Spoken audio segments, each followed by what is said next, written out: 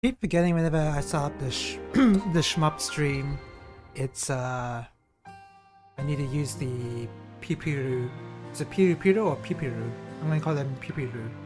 I need to get the pipiru picture up first. That's highly important to me that I have that up first.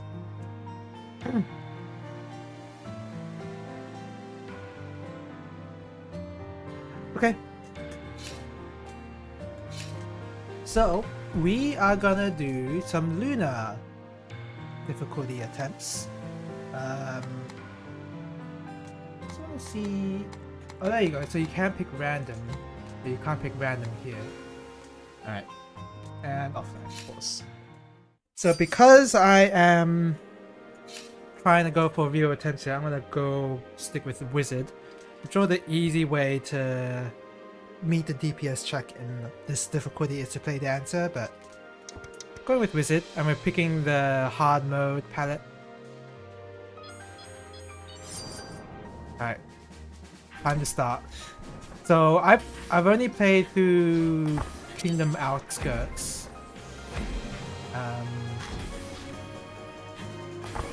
Oh sheesh! I've only played through Kingdom Outskirts successfully. Haven't gone very far in the next zone because the Red Dark House is pretty hard.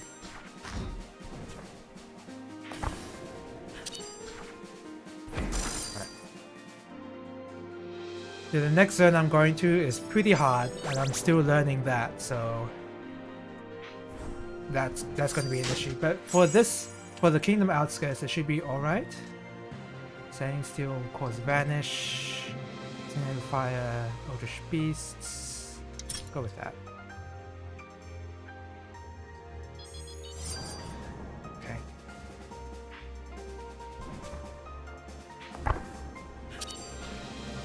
Lunar mode obviously introduces more mechanics, like this character's moving with a donut. This character's not even moving. Sometimes I got baited once where the character put out a donut and she wasn't actually moving at all, and it seems like he just wants to stay stationary. So if you can just pile on DPS pretty easily there. Nice. So welcome to the stream, Morrison. I saw your hard mode clear. That was pretty cool. I should show off the, because in your snapshot you have like the trinket, the unlockable thing that pops up on the top right. This I've unlocked all of them except for the ones that give you music. So clearly you can see there, defeat Marin when time is slowed, or Ranali the Mythal Dragon when she's dashing through the arena. The build was the most ignorant you've felt since Dancer. Who did you play actually? Check. So there was, I can't even really see the, oh, Spellblade. Okay. I mean, there's a character portrait icon, but I don't really recognize them by that right now. But that's Spellblade. Okay. And the other person was Wizard. Wizard's DPS seems a bit low. Spellblade? Spell Sword, okay. This Spell Sword. Same thing. Spellblade sounds better anyway. So yeah, I've unlocked everything here. The reason why they're still black here is because I haven't seen them in a run yet. Some of them were a little annoying and luck-based, so this one here, the Haunted set, you had to unlock it by inflicting 4 status ailments on one enemy. And you have to beat the boss as well. The pop-up wouldn't show up until you beat the boss. So I've done all that. And you can see there at the unlockables at the left there, they scale upwards in the number of bosses that you have to fight for some reason. Which is really, I don't know how I feel about that. I feel like having to defeat 160 bosses is a bit too much. But I don't know. I guess you gotta find some way to incentivize the player to do the conditions. But what what I would want them to do instead is to show all the unlockables in a list and then see which ones you can go for, instead of showing only 2 and being lucky that you unlock, that you actually complete some of the conditions. That has happened to me before. One of the conditions as well that you can probably just clear somewhat early is clearing Kingdom Outskirts on Lunar difficulty without getting hit once. And that's not that bad to do because Kingdom Outskirts is the very first area you go to. That's very possible to do.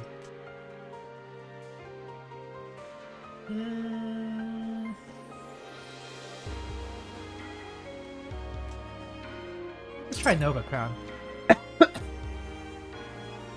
Excuse me.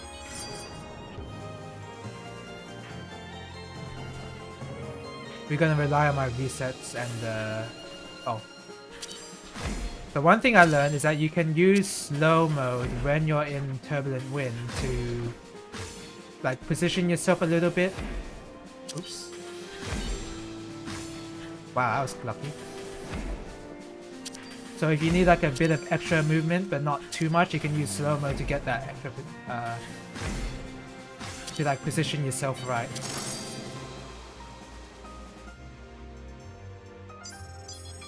It takes a bit of finessing though, I admit. It's a little awkward. I almost feel like it's just better to just try to use the default speed without slow mode, but chance of resetting's higher. Yeah, I want that. And because we're learning, we're gonna have to do that. So Red Dark House I've been having trouble with on Lunar difficulty.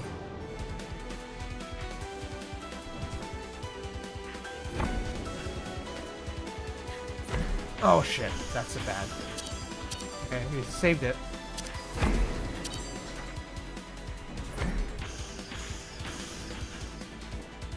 So this boss will do an attack that I tend to have trouble with.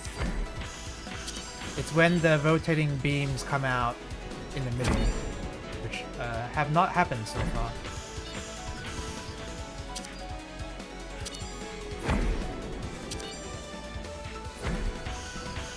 Oh god, oh, okay. That's my fault. Oh, do I need my defensive? No, I don't. Right, that was not the hard boss, by the way. I think it's upcoming. This one? Is it this one? This one? Oh! Oh, right, there's a knockback.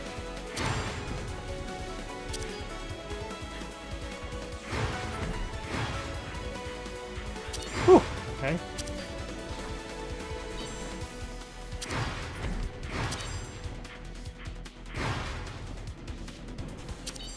Oh god. No! I forgot that knockback goes the whole screen.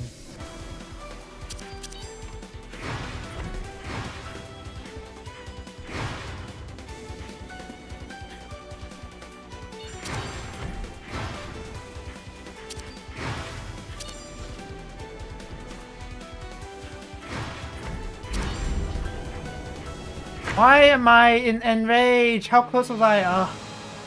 Man, I was trying to focus on clearing the boss. So that wasn't that bad. I can do that. There's so with regards to the visibility of the mechanics in this game, the main issue of the visibility is every boss will be the same color. There isn't, the mechanics are not differentiated by color. Everything will be in the same single color according to the boss, which is a bit annoying. And I don't even think that's something you can really fix, because in multiplayer. Oh shoot! Oh, this is bad. This is what I get for talking.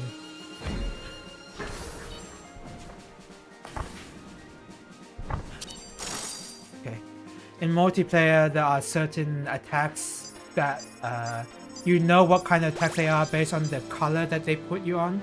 So like if you're assigned a cleave in multiplayer, then that cleave color will be according to your character's color.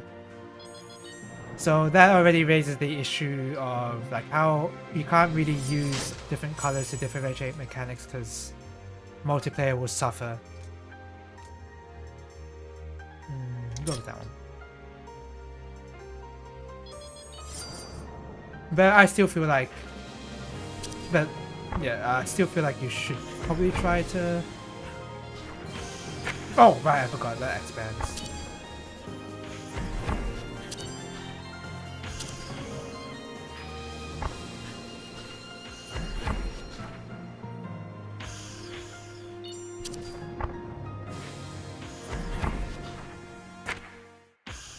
Delayed bullet. Sometimes Kingdom Outskirts would just get me, although that time I was focused more on talking than... Actually, I was just busy talking rather than actually clearing it. You should suggest an option for HUD marker colors to be based on player position and not palette. HUD marker colors to be based on player position and not palette. How do you mean? Like,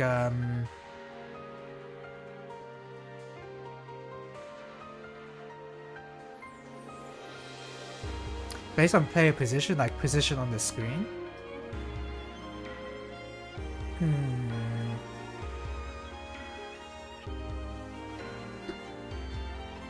Trying to think, I have a very skewed, as in P1. Ah, yeah, okay. Okay, yeah, player position via that, yeah, that makes sense. Yeah, I think that would be better too, yeah.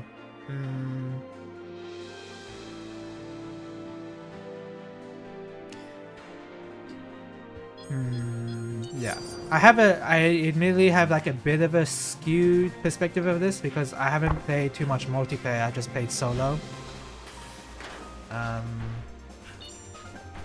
And solo there's a lot less visual clutter. There's still quite a bit, but not as much as I see in multiplayer. Because a lot of the faded colors will blend into with each other.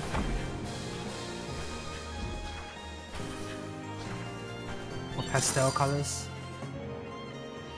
Because you're trying to figure out what kind of cleave you have, etc. Some palettes can have similar colors which can cause raid marker confusion, yeah. I think also, I guess World First has already cleared. It would have been a fun idea to have before you enter the fight, you put down raid markers on the screen so that if you need to like position yourself preemptively during a certain mechanic, you just go to the marker. Like say, wait, hold on.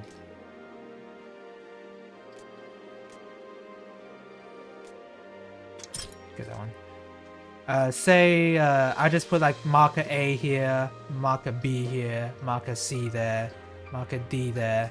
You could just call out, oh, everyone go to D, right? Whatever. That would, you've seen those in FF14? Yeah. So you know what what you mean.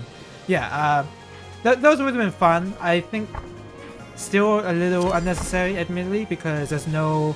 Those markers are much more important when there's roles that you have to deal with in...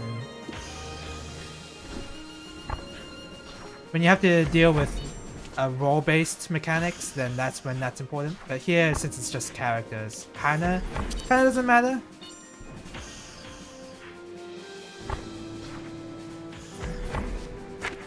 I'm kinda playing like a butt right now.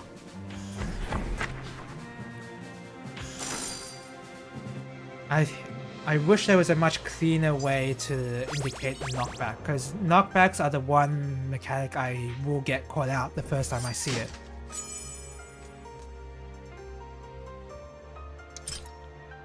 I should have gone for damage actually, that was a bad idea. Because I have no damage. I have no damage cooldowns at the moment. Wow, I actually caught up to that. Okay, no, this is bad. This is bad. Knockback and player attached cleaves is what get you, yeah. I think, yeah, with At least with maybe the player attached cleaves, you can at least see that it's according to your palette. So that's like, there's like some sort of visual hint. But knockback is a little bit too, like the knockback arrow will get hidden beneath all the other mechanics. And but the thing that's knocking you back is not clear enough, at least to me, that the thing is gonna knock you back. Because what the indicator that a thing is gonna knock you back is like it radiates lines in like a wave. Well, it radiates, like a wave. Looking at a wave from top down.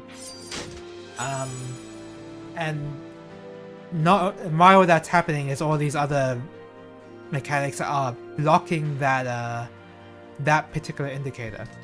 So knockback in particular is a lot more invisible than knockback is a lot more invisible than any other mechanic. Knockback distance isn't clear either.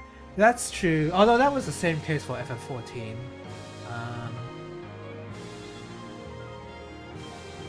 But I mean, in this game, the church mouse, there's like the zone boss for church mouse has one of those knockback mechanics, and the distance of how you get launched is really important there.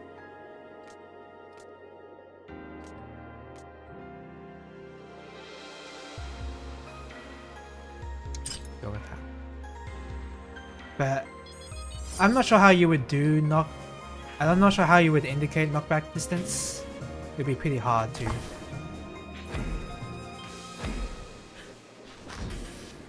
My GCDs increase? Oh, I thought it was cooldown increase, not GCD increase. Or whatever.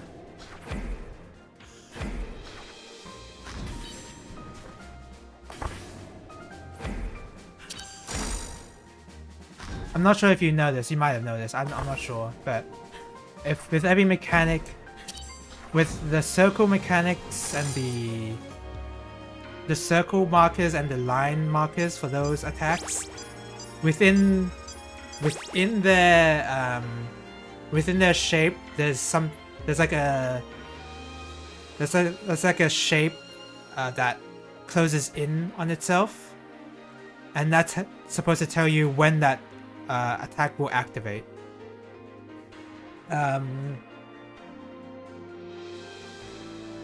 And what I wish is that the opposite would happen. But I'm sure the way that it's getting smaller and then it gets bigger all of a sudden is probably, that's just looks better visually than it starting big, like going big into becoming the attack. But I think the opposite would be a lot clearer, because by the time you're trying to avoid the circle attack, you're not looking at the center of the circle, you're looking at the edge. Because you're making sure that you're not touching the edge. So I feel like for visibility, I would think that making the shape inside grow bigger to tell you the progress of the attack would be better.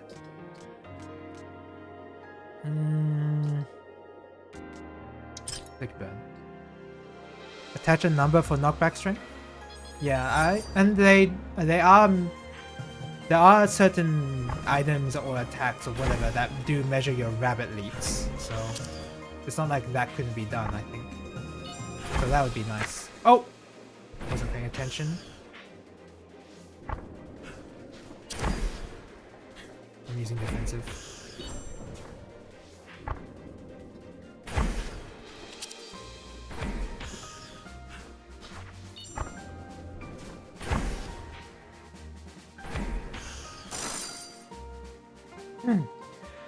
There's no progress indicator for any other mechanic except for the lines and the circles though, so it's a bit of a flawed way to show progress because it only works for 2 mechanics. Time and field could be a background gradient. Yeah, you could probably do that.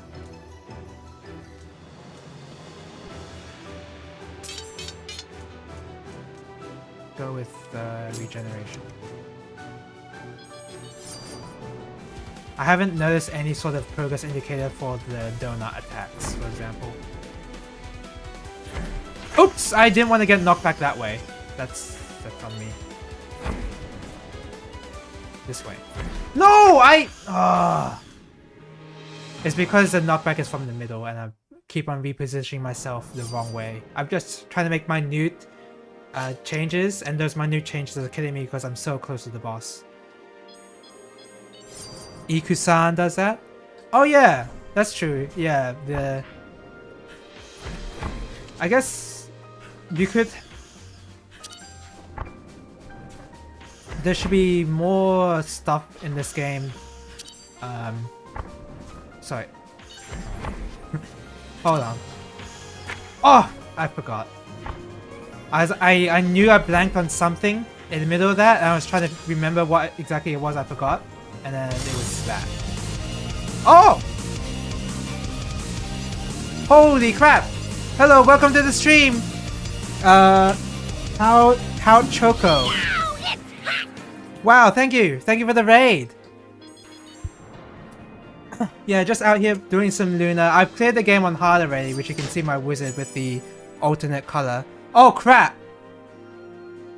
You're really gonna spring up Balagorega now? You really want to do that? Okay. Okay. Sure. So Orison just redeemed a point, a channel point thing where I just play 1 credit of Balagorega, if they choose to redeem it, and I have to play it no matter what. Well, so this is great. Thank you for the follow. Thank you for the follow. Well, I'm sorry for the guys who wanted to watch this just for Rabbit and Steel. Really sorry for that, but still just going for the character unlocks yourself, trying to get through the mice on hard. Yeah, the mice, the ones I did have trouble with on hard were definitely the church mouse and the Ruby Darkkeep with the dragon. Renali was, I think her name was. I remember having a lot of trouble with them. I have since then learned how to fight with them, but it took a long time for me to figure them out. The dragon was destroying me too. Yeah, I had to actually record my attempts on the dragon to figure out what was going on. Like, it was that bad for me. And yeah, I do have Curdy Brace as the redeem because I like the game Blade Strangers, and unfortunately, Blade Strangers is the only fighting game you can play that features the Cave Story characters, and I like Cave Story, so that's why I have her as my redeem. But yeah, sorry that Orison redeemed this. After you just watching me play Rabbit and Steel. Oh god. This is a totally different shmup. I can still talk about Rabbit and Steel while I'm playing this.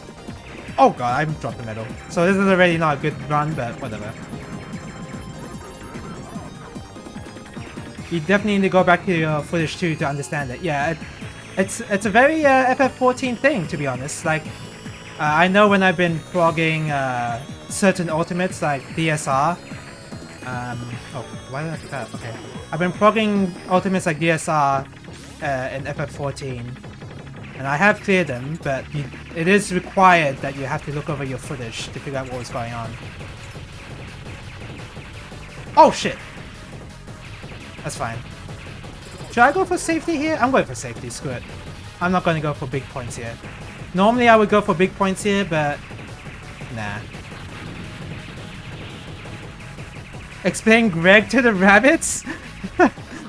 Knockback destroys you. Oh wow, we were just having a discussion about how the knockback indicator for me and Orison have been a little like confusing.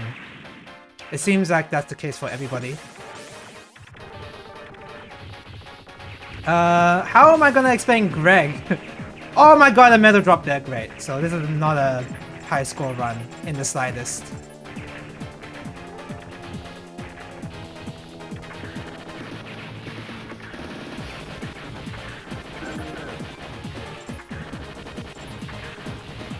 Decent points for lacking medals. Okay. The way it fades out is rough. But yeah, I guess one thing, like, it's the knockback is hard to tell from what direction you're getting knocked back, and then also the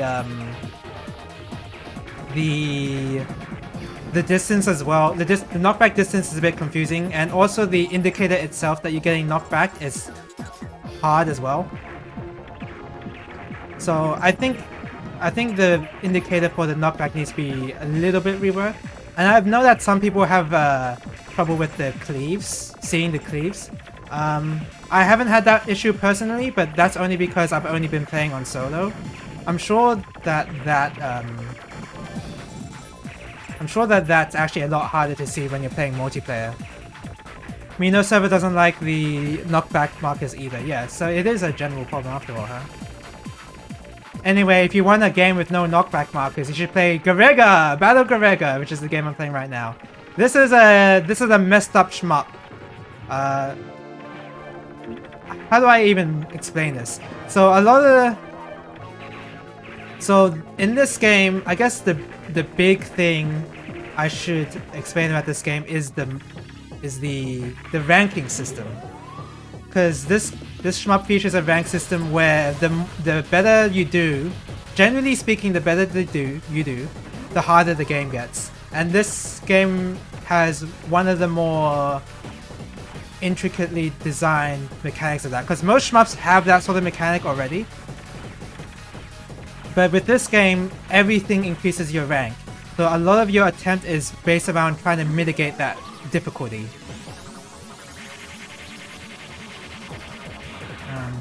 So stuff like, you don't want to collect every item, otherwise you bump up the difficulty way too much. And by difficulty I mean like stuff like it will... I'm gonna do this guy. By difficulty I mean like bullets read faster, items will drop faster, just bullet patterns will be a bit more complicated. So yeah, that's really the whole gimmick behind this game, if I had to explain Garega to someone who doesn't know much about this. Everything is a resource and everything you do except dying increases difficulty, yeah. But also to basically put it succinctly.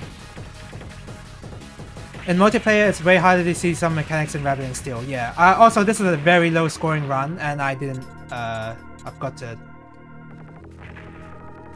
score from this. Let me just die here. Don't worry, that's all intentional.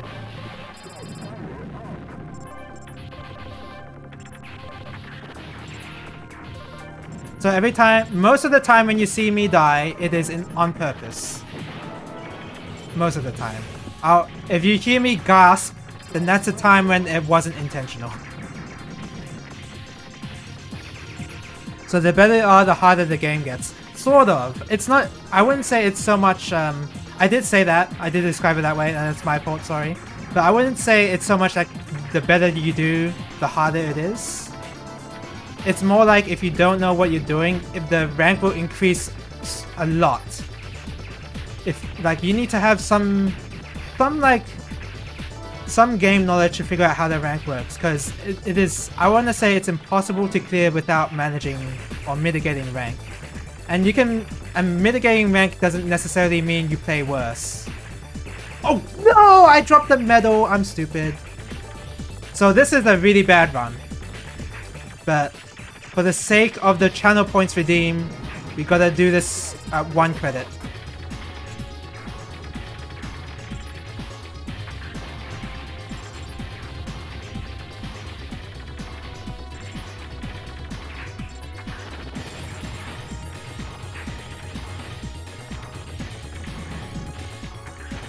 I've not even been practicing Garega lately. I've been practicing Rabbit and Steel.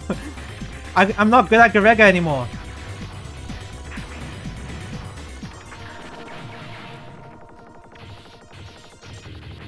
So you can. This is a mod.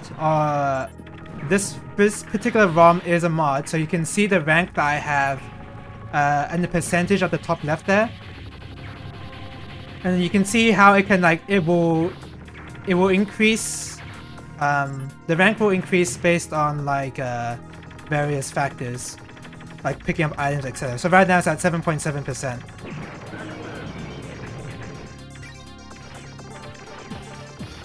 You see how I collected the medal? It increased it by 0.1 every time. So you very much appreciate the Instant Force game. Thank you. I'm glad you appreciate it. I was definitely not expecting it. That's for sure. This is not a this is not a good run. Normally I would play a lot better. That was not intentional, but you know, actually that's somewhat intentional.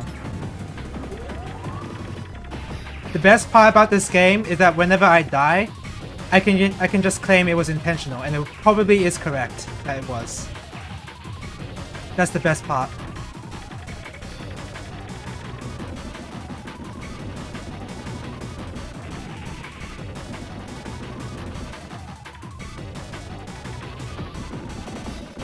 Because the dying mitigates rank because it decreases your rank by a lot every time you die. So one of the strategies is to like get a high score, and you get a life up every 1 million points you get. So like one of the strategies is to try and farm for points as much as you can, so that you get a lot of lives, and meaning that you have more ways to decrease the rank.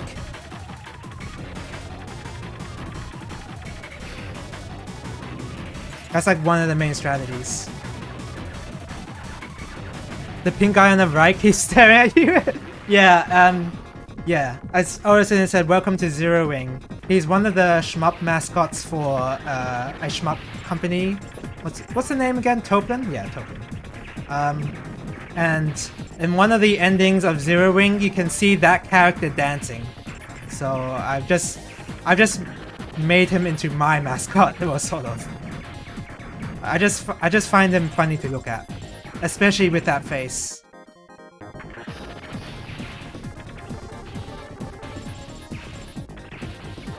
You never played FF14? Is that wait, am I reading that right? I'm a little focused right now because this stage is kind of hard.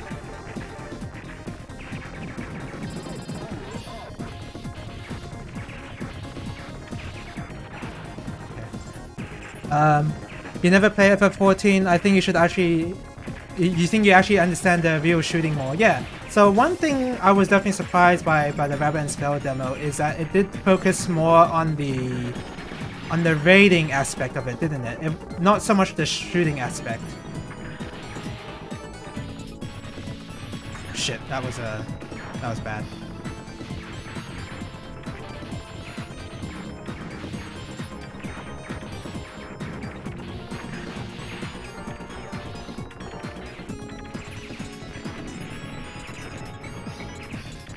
Okay, we're good. We're good.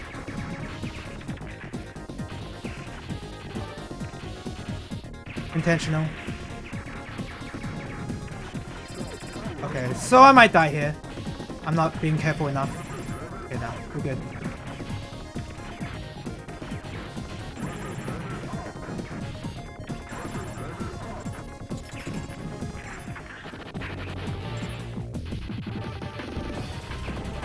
Drop some medals. Okay. I think I can't really go for my scoring routes anymore, because if I go for score now, then I'm gonna bump up my rank a lot. Oh yeah, I guess the one big scoring mechanic is those medals that you see me trying to collect every time and dropping. So one thing to get a lot of points is to collect each medal without dropping a single one. Because if you drop one, then they actually lose their point value. They increase in point value every time you pick one up.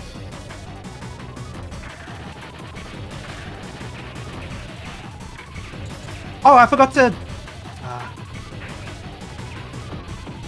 Oh crap. Well, I'm at 20 Order Fire. 20 Hertz Order Fire, so that's not good. Ah, man.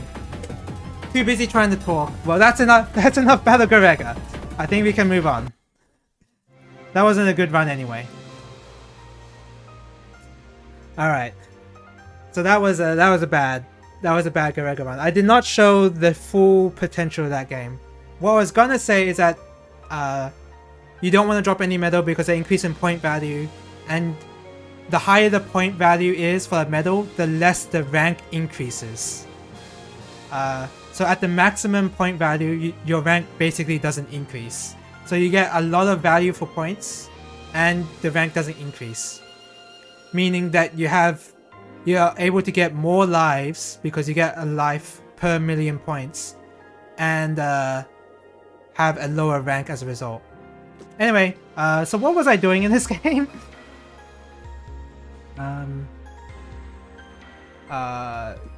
do I have? Oh, this is the first item. Okay. Secondary applies poison. Your primary applies poison.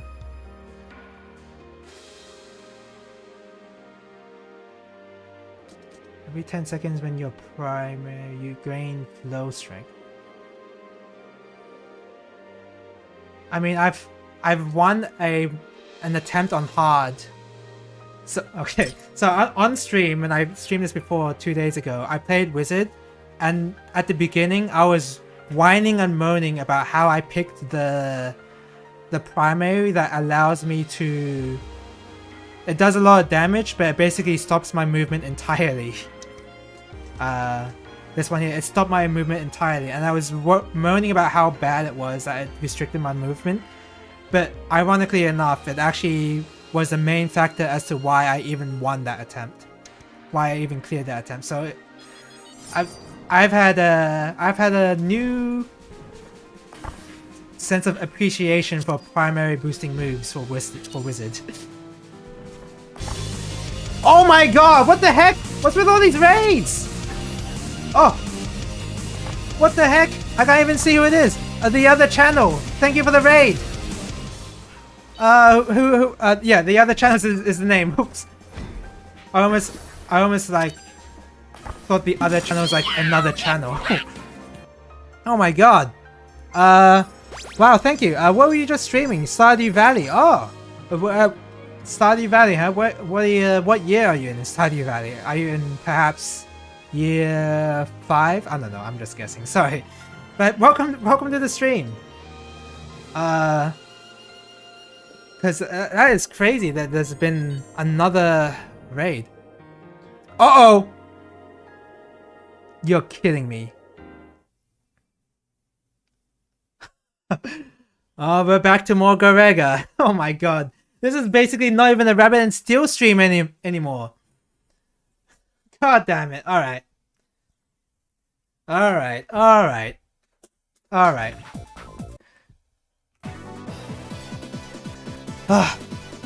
Oh, you were doing multiplayer for Stardew Valley. That's pretty nice. Also, the game is really loud. Let me change the volume. I noticed I was like yelling over it last time. Okay. Taki recommended radio. We're doing our group Stardew Net. Just wrapped up Swing 1. Nice. You know, I do want to try Stardew. I've played a lot of Stardew. I have one save file that was in year 3. Back when the game was basically new and was just released. And I've attempted another save file where I'm in year 2 right now with all the updates that Stardew Valley has had over the years. And yes, I'm glad you know this, Bitty Melon. 18. I'm glad you noticed that company. I'm so happy that you noticed it. 18 Rising is not an existing company now. They've been merged into 18. 18 is the company that made Marvel vs. Capcom 3. Currently is going to make the Hunter x Hunter tag team fighter game. They've made DNF Duel. They made all those fighting games that are known to be really, really scummy, to put it lightly. I'm very glad that you noticed that company. So they don't do shmups anymore, sadly, but 18 as a company still lives on, and it's living on through Bada Garega. Or well, more precisely, Ultimate vs. Capcom 3, because that's what most people know them for. But well, here we go, another Garega. Well, I made the channel point expensive. I made the redeem expensive for a reason, and it's to prevent situations like these where It's just Gregor the entire stream. But yeah, I appreciate the follow of the other channel, and I appreciate the recommendation, Tacky Gamer. I greatly appreciate that. I'm just sad that that you're seeing me play this instead of Rabbit and Steel, because Rabbit and Steel is a really fun game, and I want to show even more of it. But nope, it's Gregor Night, I guess. You know what? I should have some sort of indicator in the overlay saying that this is a channel point redeem, because I know that people who are just tuning in are definitely confused by this.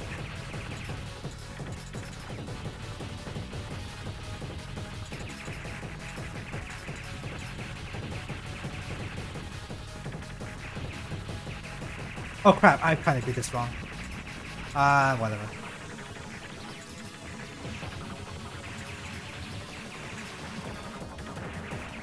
So what I'm doing right now is milking this boss for points.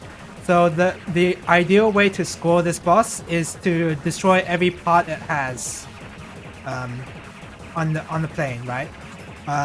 The destructible parts include this front propeller here, and there's no way to hit the front propeller except by doing the current trick that I'm doing right now, which is getting my options to hit the front propeller. And that's why I'm not killing this boss right now. Because you can kill this boss a lot earlier, so I just killed it, so now I'm free to kill it. And that death was intentional. You can throw and I wouldn't be mad. I could throw, but I gotta... In the spirit of the redemption, I gotta do this properly. So if I die on stage 2, I'm definitely gonna stop though. Okay, I'm playing a bit safe. Okay. Oh god, don't die. I almost died then and there. And this is another big scoring trick. Look at my points after this. Look at my points after this. Yeah! 1,000,000 points easy! Look at that. That is one of the major scoring tricks that this game has, is bombing the birds. And you can, and sometimes, and it's not an intentional, it's not really an intentional scoring trick either, because you can actually glitch the game to have like visual glitches in that section of the game, or you can make the game forcibly restart.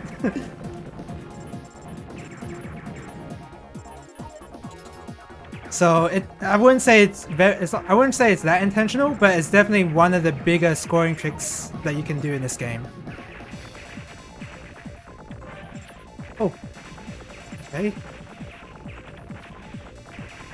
And you can see now that I'm not dropping any medals, you can see that the medal item is a lot bigger, and that meaning that the point value is a lot larger as well.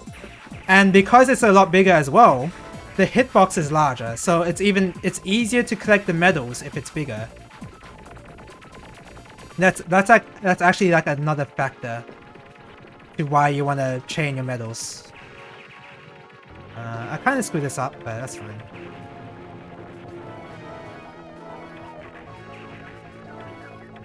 So now we're on track for a good scoring thing. So this death is intentional. A lot of this game is intentional deaths to mitigate rank or to get your bombs. Because you notice that I get... Oh, hold on. Okay. Every death you get bomb fragments. And sometimes you need to use those bomb fragments for certain scoring tricks. You know what? I'm just bombing it now. It's not ideal, but... Oh! I nearly died.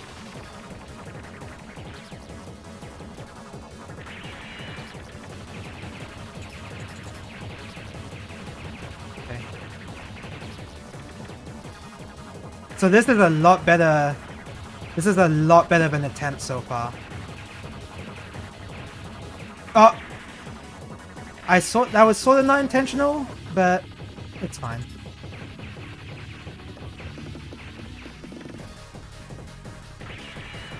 Should I go for it? Nah. I'm gonna kill the boss. Okay. And this is the other scoring trick that you haven't seen in the previous attempt because I knew I dropped medals. You can bomb the rail there to get some extra medals and get a fat amount of score. I'm not sure why I described it with fat, but...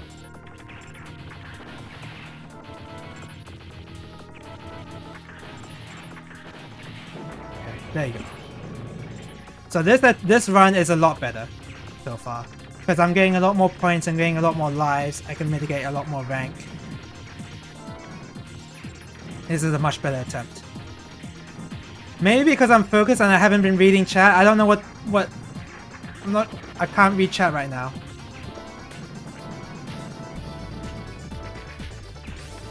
Okay.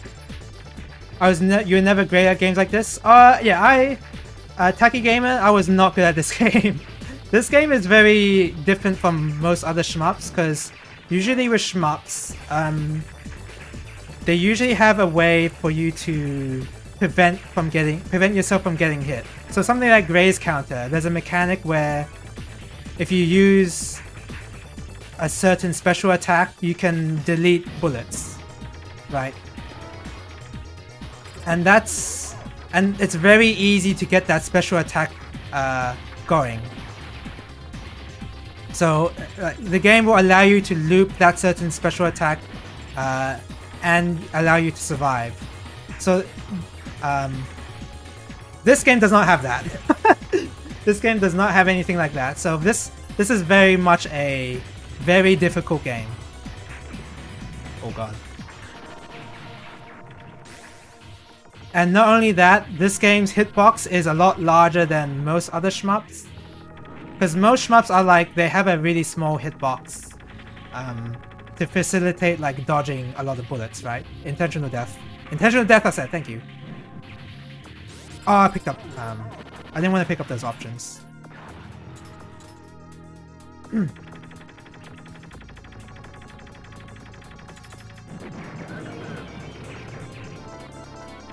not, I can't kill those planes. Okay. The trick is that most of the screen is irrelevant. In Gray's Counter or this game? But yeah, this is a very difficult game. I don't blame you. This is a lot harder than most other shmups. I have to admit. I still haven't gotten the 1TC and I've been practicing this game a lot. To be fair, I haven't been practicing the 1 credit clear. I've been practicing scoring instead of going for the clear, but still a very difficult game anyway.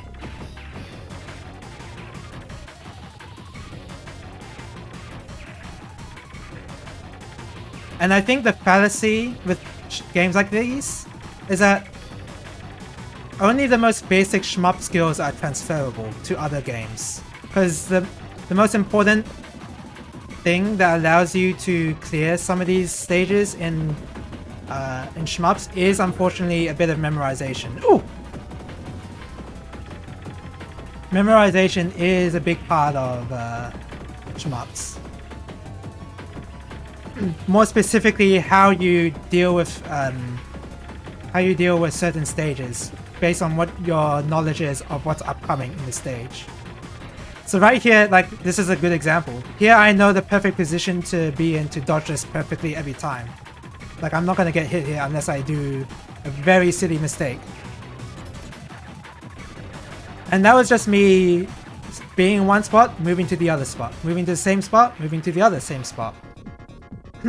That's basically what most shmups are. The difficulty with this game is that although you can just do that, like I just did just then, bullet patterns in this particular game are random. There is a bit of RNG happening going on here. So the way the bullets will come at you, the way the enemies spawn, will be random. So if you want to go for scoring, you have to have a way to deal with the RNG nature of it. And I guess that's why that's so appealing. I guess that's what makes this particular shmup so appealing compared to others. This game does require more strategy than all the other shmups I've played. Because you need to figure out a strategy to deal with rank. You need to figure out a way to deal with a certain situation without increasing the difficulty too much.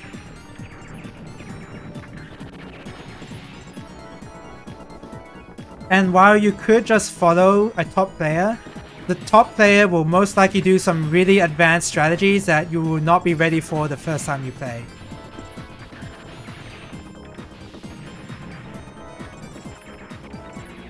Okay, I need to focus here a little.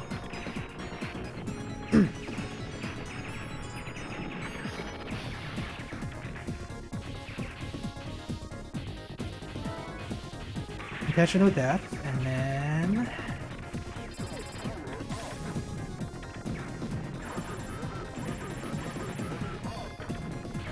Okay, this run is a lot better. So much better than before.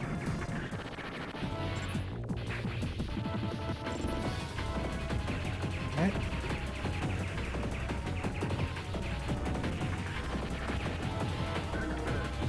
There you go, bombing those rails.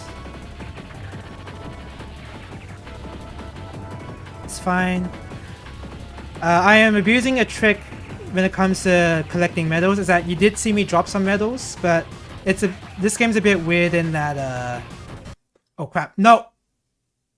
Okay, there you go. I didn't want to press that button. I have different buttons set for different things, and I didn't want to press that one.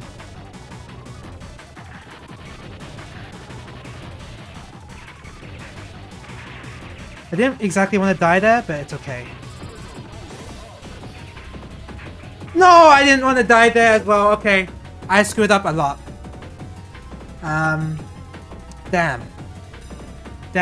Oh well. That was like a really good run until I ruined it by dying twice there. I ran into bullets twice without meaning to. Okay, well, whatever. Time for what I started the stream for. Lunar attempt. Damn, that sucked, but whatever. Alright, let's see. So this is Rabbit and Steel. I'm sorry for those new viewers that were very confused about what was just happening. Me playing Garega when Rabbit and Steel was just showing. It looked like, yeah, it looked like a good run, didn't it, Tacky Gamer? Damn, I really screwed the pooch there. Alright, so to anyone new to this is sort of another shmup, but if you're familiar with FF14 and how they deal with attack mechanics in FF14, this is like that game. This is FF14, but in a shmup flavored style.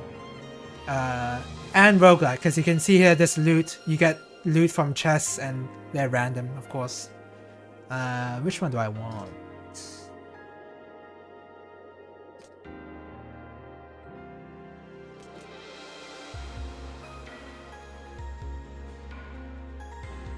The defense's range decreases by 30% and grants counter 2 seconds shorter cooldown. Yeah, I want that.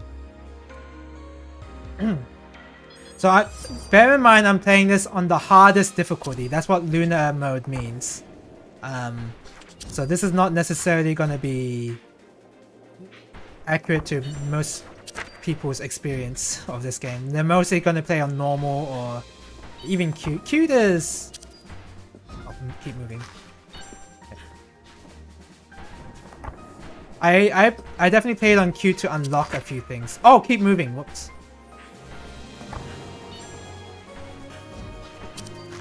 Oh god. Okay. So yeah, you can see there was markers on the floor. You have to dodge the markers. There's markers showing up. Attacks will go in that direction, and you have to dodge away from the path. Very FF14 inspired, or MMO inspired. The only MMO I've ever played was FF14, so that's my only point of comparison. Let's go for a heal, and then supercharges. Rabbit lock. No.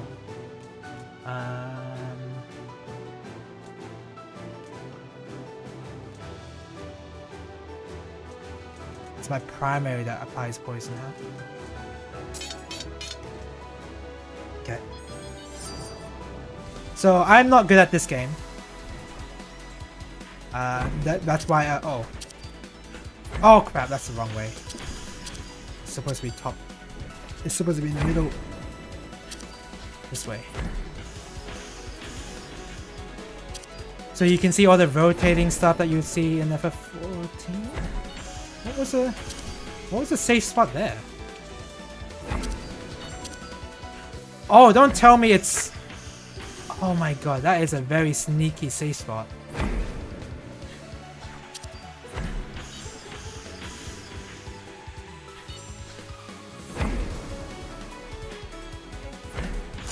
Okay, there you go. I think that first one is just safe if you side hop. I have to look it over again. This game is much more meeting the enrage. Didn't do enough damage. And I don't have the regeneration potion either, so I'm gonna die to this next attempt. I have to look over the footage again because, again, very FF14 inspired. In that you do have to look over what even happened to figure out what happened. Even on hard, this variant of that fight felt so nasty. Yeah, yeah.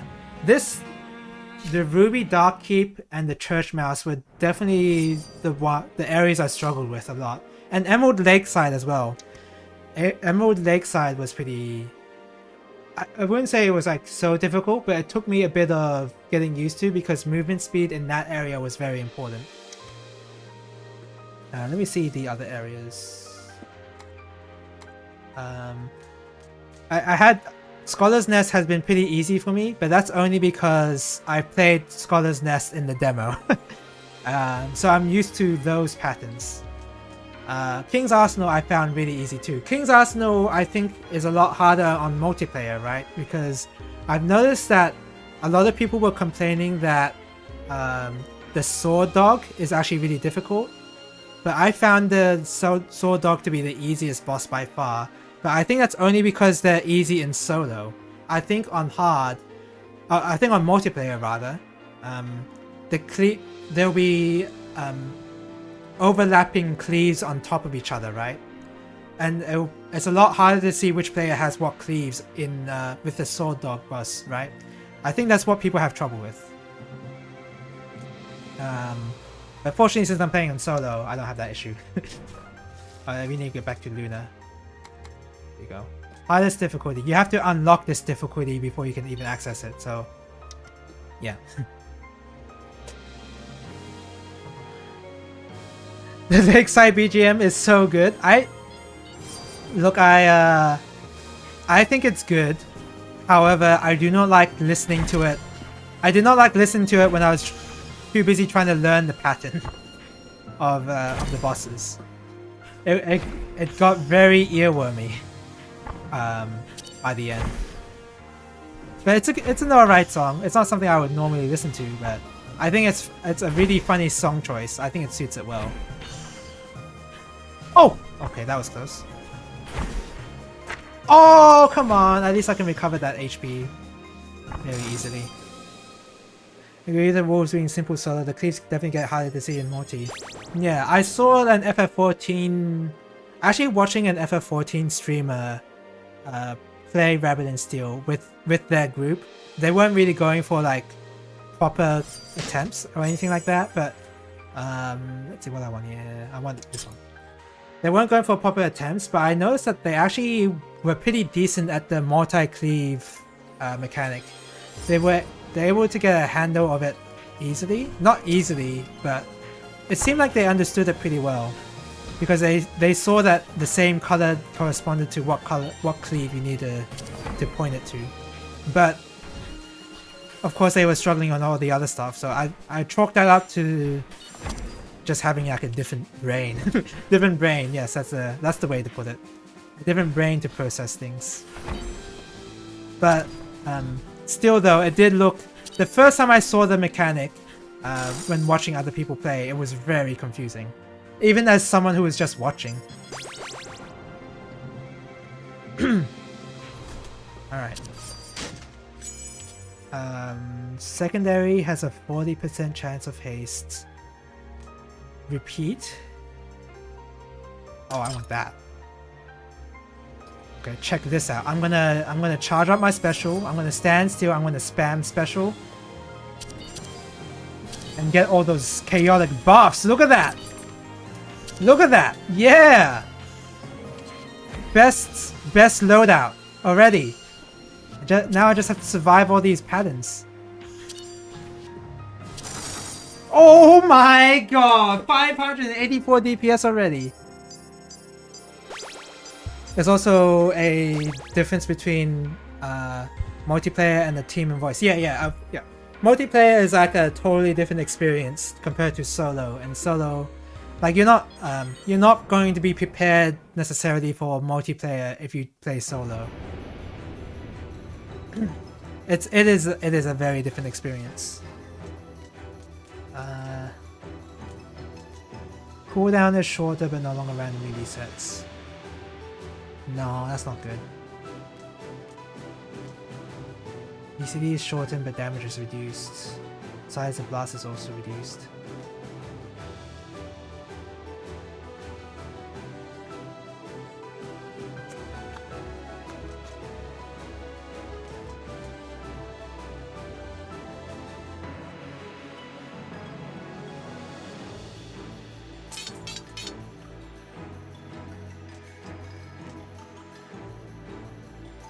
I want more movement speed. I've come to value movement speed a lot in this game.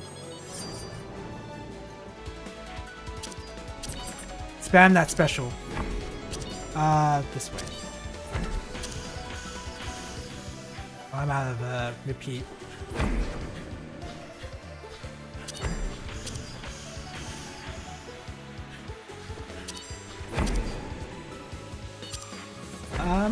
Yeah, I'm in the right position. I thought I wasn't. Oh, what the heck? The thing is still showing. Oh, okay. I thought the beam was still gonna come out even after I killed the boss. That would have sucked. That was a bit of a visual bug there. Okay, so this is my best attempt so far, but okay, this is still hard. Yeah. Okay. Okay. Oh no! They were still, I don't even understand that. I ran into that like an idiot. Oh man, I don't even know what order are they shooting in?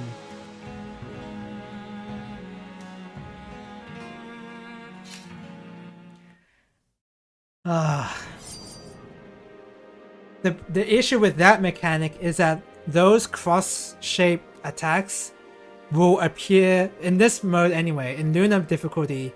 They will appear within another cross-section beam.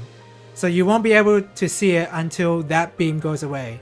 So, and because I can't see it, I can't see what order the cross-section beams will shoot in. I can't see the order. So that's an issue.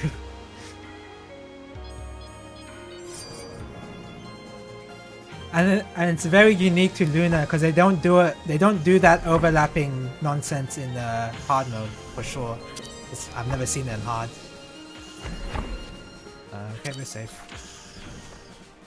And that was a really good item build as well.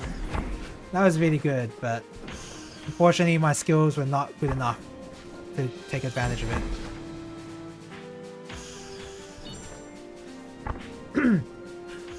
Come on! Oh, okay. Okay.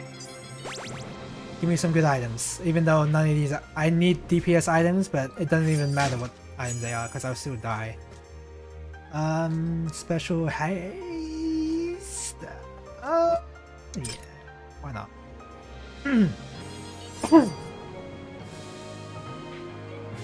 Alright. Oh, this one, okay. So with this one you want to be as low to the ground as possible, I guess.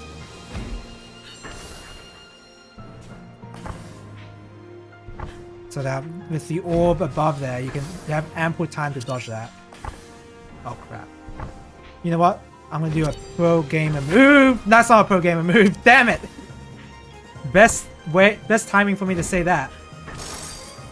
What? That was a bit weird. Doesn't matter though, I only get hit once, so I can restore it here. Decreases its radius? I need the radius, unfortunately. Ugh. These are all pretty bad.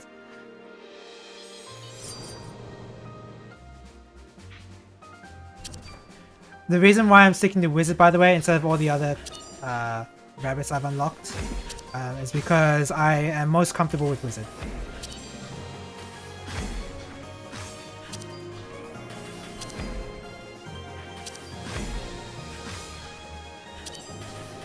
It's really the only reason.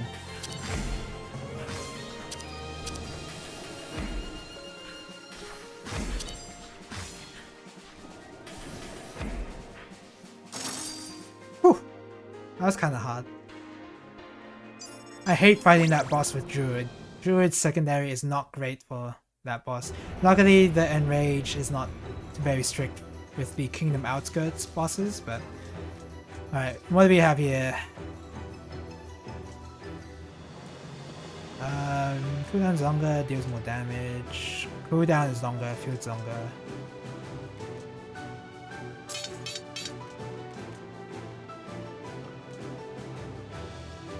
This is special damage.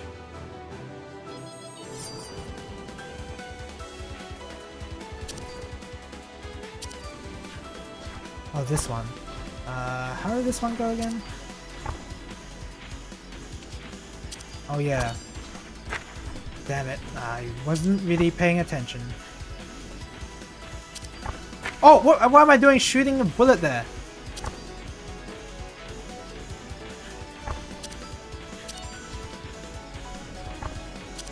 Oh. I haven't had that particular pattern in so long, I've forgotten how to deal with it. I'm just so used to the rotating beams one. I could try use another rabbit, and honestly it wouldn't actually change all that much. It really wouldn't matter, because I'd still have to learn how to dodge the mechanics, but... I just like playing as a wizard.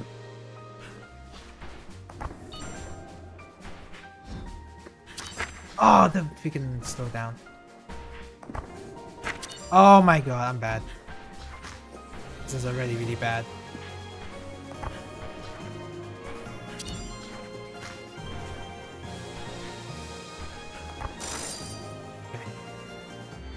Ah.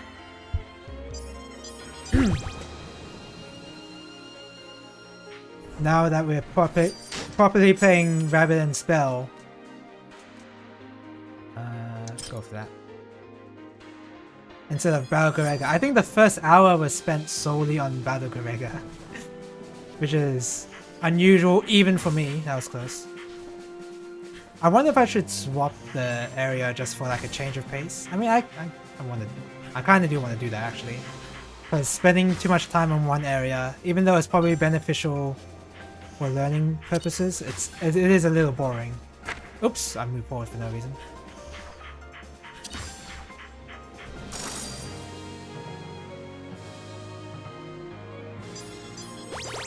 So after this attempt, I'll go to whatever other stage I have unlocked with Lunar, which I think it was Church Mouse.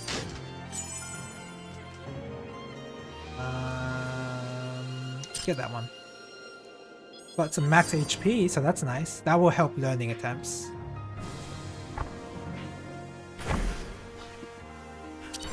And my primary no longer slows me down. Oh! Balls.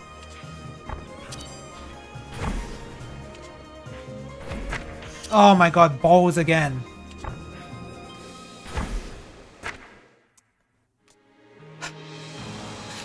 That was pretty bad. One more shot. I didn't even reach the second zone. I didn't even reach the red dark house. I keep wanting to say ruby dark house. Okay. We didn't even see the other zone, so that doesn't count.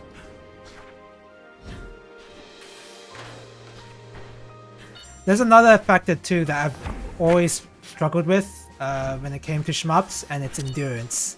I have a pretty bad endurance whenever it came to shmups in general. If I play a shmup for more than an hour, my skills will notably drop. Which is clearly what you're seeing here. And that's why whenever I do like a practice session in Garega, I always limit to... I never go over an hour of Garega. Otherwise, I'd struggle. This one's good. I get 2 uses of special. And same goes with this game. I can't practice this game for too long, otherwise I'd be really bad. And I don't actually learn anything.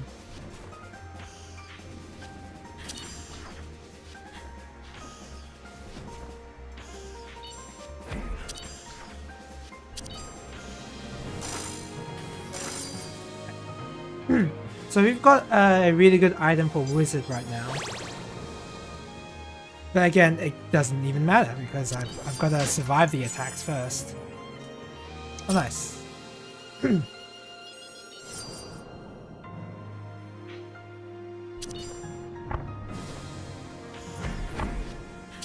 I'm dodging through this.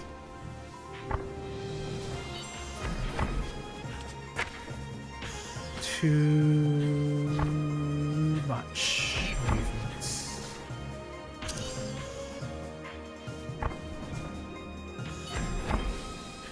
Okay.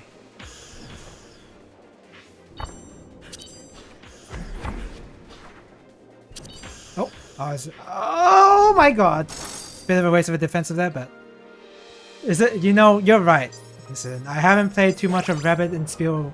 Rabbit and is it Steel? Yeah, Rabbit and Steel enough. I do get it confused sometimes and call this game Rabbit and Spell because of Mino's other game, Rabbit and Spell. Maiden and Spell. See? Exactly. That's exactly my point. I just proved my own point. Cooldown is much longer but deals more damage. I actually do want that. And normally I would pick Golden Potion every time because it's a net positive in gold to grab this, a net profit, I guess. But look, who are we kidding? I'm not gonna get past this zone, so I'm not gonna pick up that potion.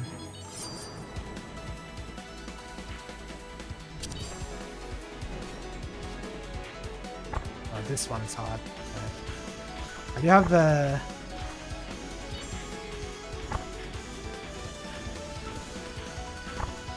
Okay.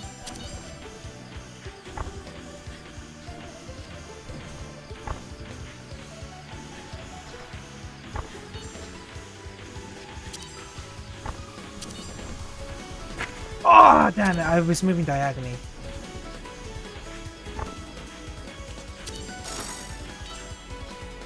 Whew! Okay. Thank you, regeneration potion. Wow, regen twice. Oh, because it used up two uses. Okay. Give me the easy one. Easy one. That is not the easy one.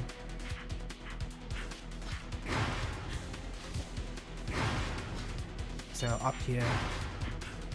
Oh no! Down here! Ah, now I understand how this works. So you want to be up here.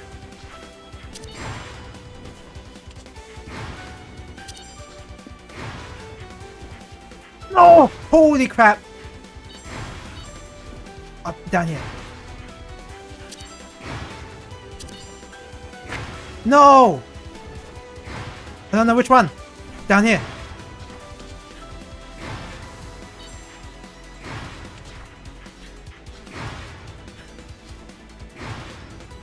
Come on, kill this boss already! Yay! I did it! I actually understood the mechanic in the middle of that, finally. Unfortunately, I have to go into this harder boss with 2 HP. 2 HP fighting this boss. Can you believe it? Oh my god, what is this? Oh, I'm in the wrong path.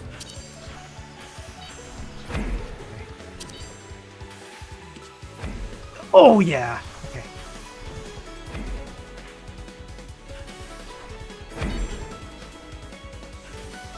How fast are those gonna be? Okay, very fast.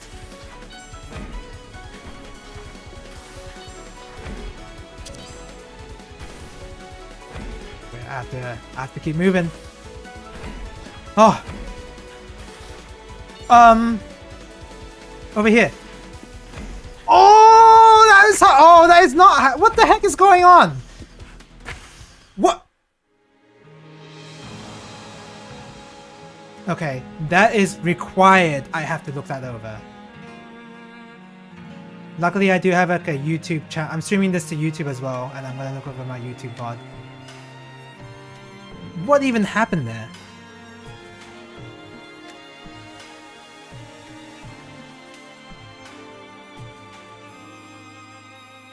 Okay, hold on. Where's the?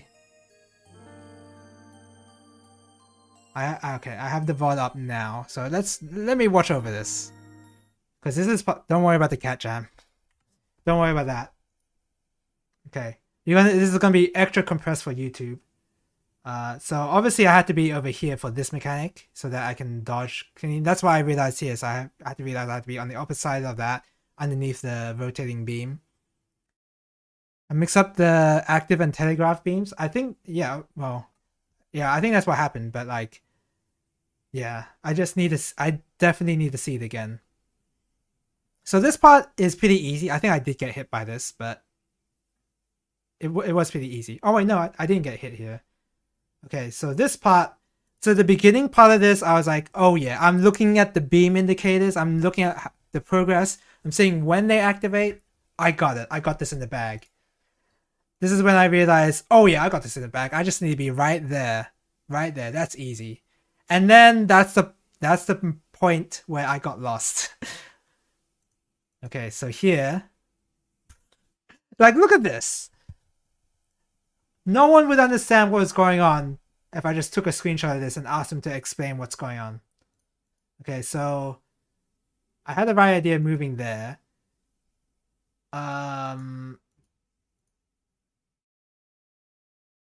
What?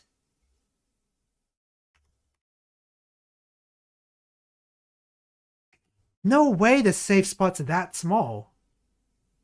We need, let me watch this. I need to watch this. Okay, so that's, oh, whoops, wrong way. So that's fine, right?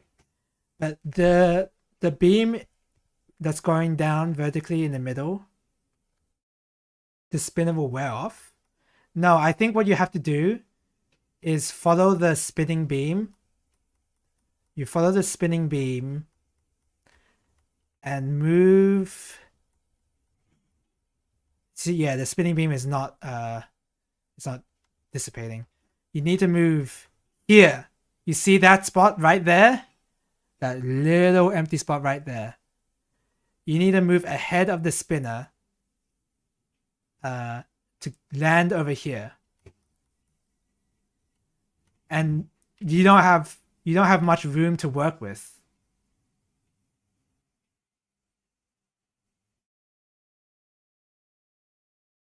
Oh my god.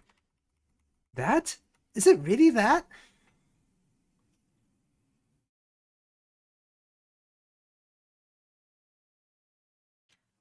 That's crazy.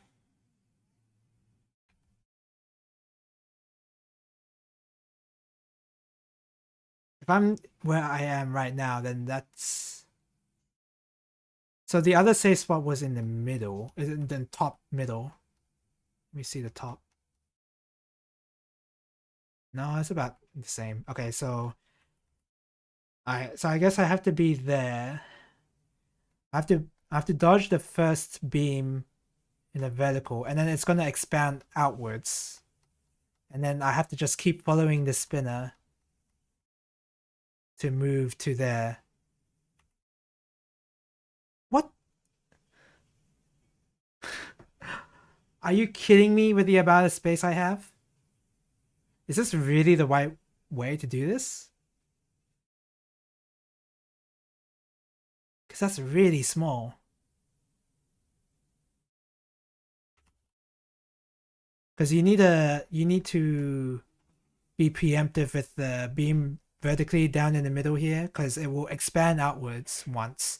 Same with the beam at the bottom. It will do the same. So you have to move there. And I think this horizontal beam at the bottom has not even gone off yet. It's going off now. Oh no, it has gone off. It's just expanding. Okay. So that's that. And then now it's going to repeat again with these two. They're going to shoot. What?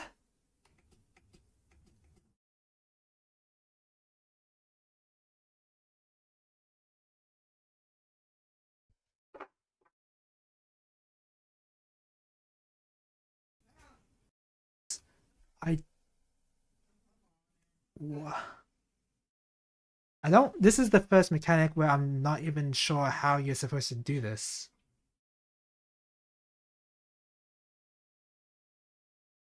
Because if I'm in this position, oops, I went back too far. If I'm in this position, right? So there's a clean, safe spot there.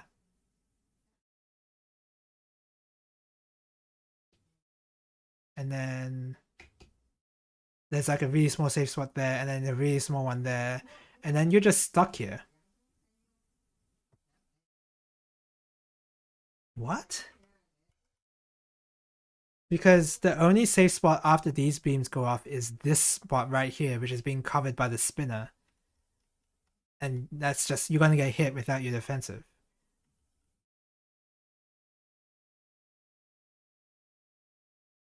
You're completely locked in there. Okay. So my first position was not correct, I guess. But how would you tell?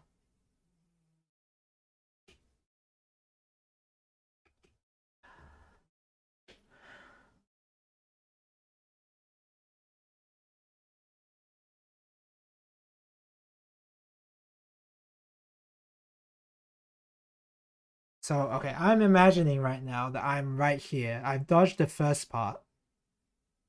I'm like right here. And I'm following that along.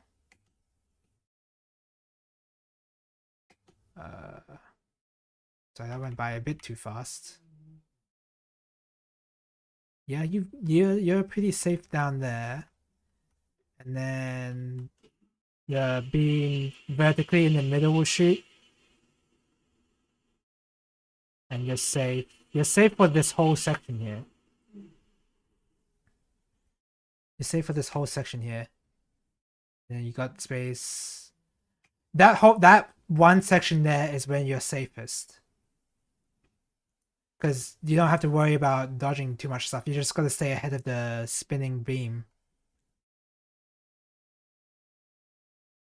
But how would you recognize that in the moment? That's what I'm confused on.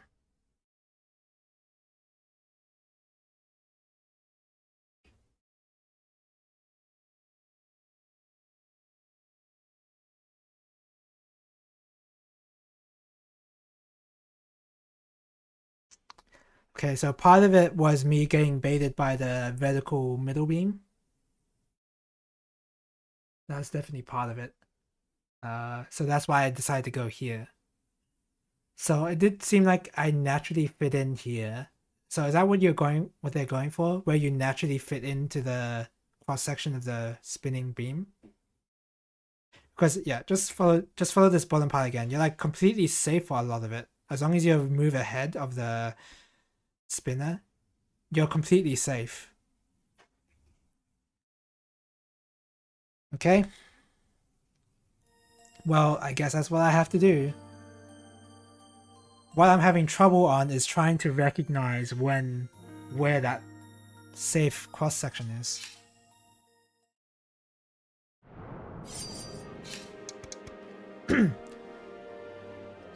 Alright. Well, let's hope I can get there again. Oh, I just did Ruby Dark Keep again. Or red dark keep, whatever. Same thing. I wanted to do church mouse, but you know what? I'm gonna go back on my word. I'm gonna do red dark keep until the end of the stream. Because I wanna learn how to clear this area. The only way I can learn how to do it is to keep on doing it. Now isn't the time to just try out other areas just because I'm bored.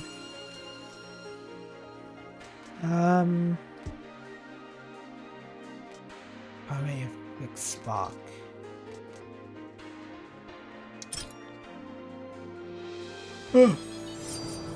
Excuse me. Easy pattern.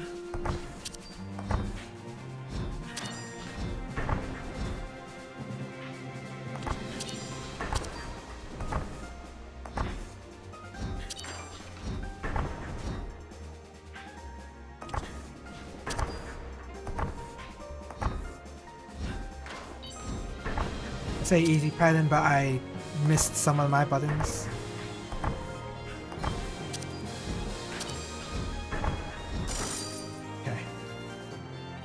I missed out on some DPS there. I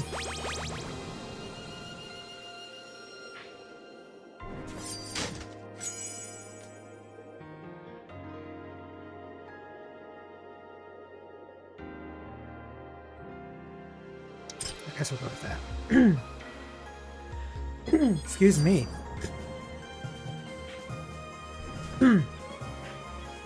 I talked this. I cannot speak right now. I talked about it already at the beginning of the stream, but one thing I would have appreciated is like having different colors for, like, color code the mechanics in some way instead of having the colors of the mechanic dependent on the boss palette. And Orison did mention it, but like keeping the player colors and multiplayer constant, so player 1's like blue, player 2's red or whatever, independent of the palette itself, so that it's all the same. This one. I think that would really help with the visibility of some mechanics. Like if knockback is bright orange, for example, it's like really easy to see that it is knockback. But I'm not saying it should be bright orange, that's just an example color. Shit.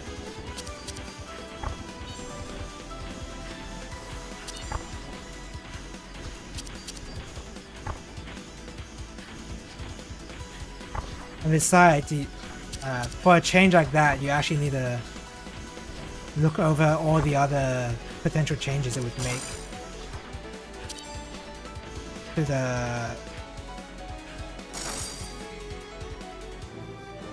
the attacks.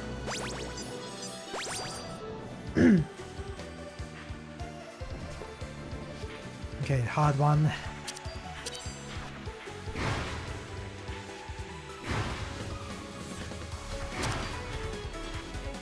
Okay, this is actually a lot easier than I thought it would be. It's just go to the section that just got beamed. That's all it is. So you just be here. Yeah, this is a lot easier than I thought it was.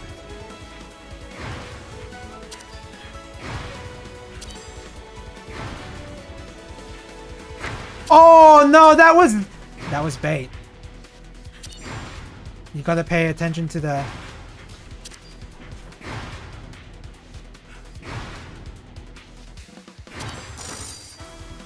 You still have to kind of pay attention. Okay. Hard boss time.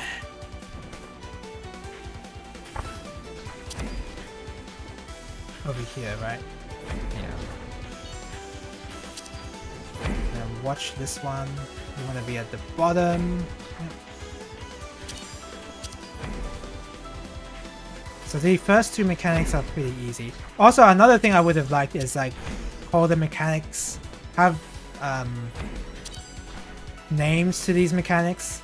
I'm not sure, like that would be too many names admittedly, but It'll be a lot easier to have a discussion about. Hold on. So over here.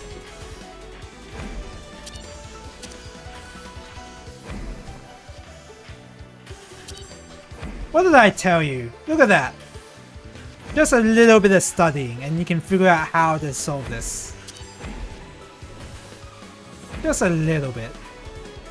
Oh, knockback. How's a knockback gonna solve? Okay, I'm gonna get knocked back to the right. Ah, oh, whoops. Okay. This way. Oh my god, you have to be... Oh wait, no you don't. I thought the in part was gonna come out a lot sooner. Oops, that was my fault. I shouldn't have gone hit like that. Okay. That... I don't think that particular pattern is hard, but it is hard the first time you see it. But hey, that's actual progress. What was I saying in the middle of that before I had to focus? I think it was... Oh, you're giving names to the mechanics. Because how do you even discuss like problematic attacks in the Discord? You have to like take a screenshot of it and say, oh, this attack that this boss has or whatever, instead of the name. Although, I mean, names would also be... That would also be kind of hard to figure out what attack it is, because I would be one of the I'd be one of the people asking what attack is that every time they refer to a move by name. So I don't know. But I don't know, I feel like they should have names. If not for the regular enemies, then maybe for the bosses. And then again, it's not like the names are of particular importance anyway. Unlike in FF14 where there'll be a chance of like a random, like a mechanic will have like a random assignment, or the name, the actual name of the move is very important because it shares a similar mechanic with another named mechanic, but they're actually different and you differentiate them by name.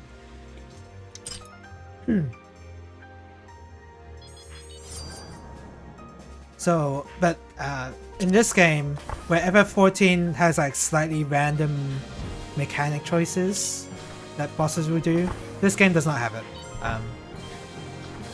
So I can understand why they thought names were superfluous.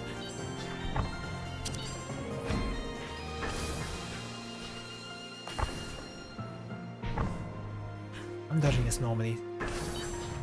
Check that out! Now that's some shmup skill. You're never gonna see a raider do that. That is the true Garega style dodge. You don't need to be in.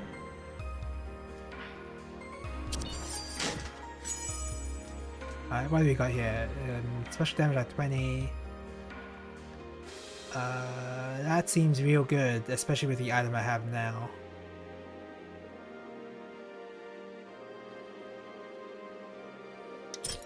Maybe I should have picked up the armor though, for learning.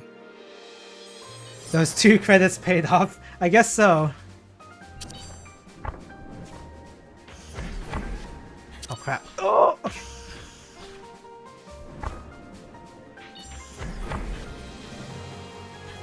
Oh! I forgot to expand it again.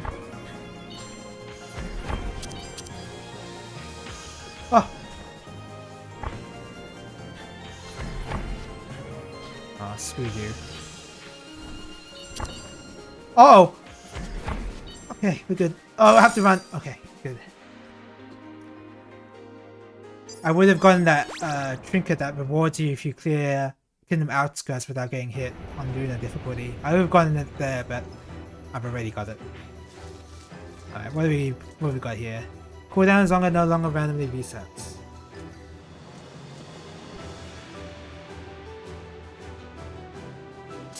I'm going with that. And oh, I didn't have enough for regeneration. Okay, well.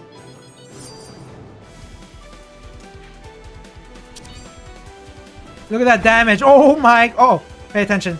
This is no time to be hype over a big number right now. Oh, I used my primary like an idiot. That was so survivable. If I didn't decide to shoot my primary there, I would have survived that. Oh, good. Good. Good.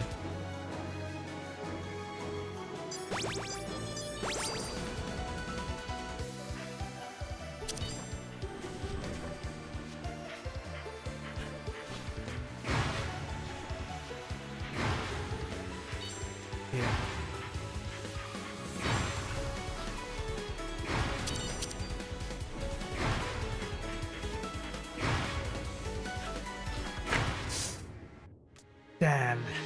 Too hesitant. If I had like a bit better movement speed, I would have survived that, but I was not in the right position. Usually in shmups, I don't like having a super high movement speed. But in this game, I feel the opposite. I feel like high movement speed is just better overall. Because you can dodge a lot more mechanics just by moving really fast. And you do have a slow button you can use if you really want that precision. So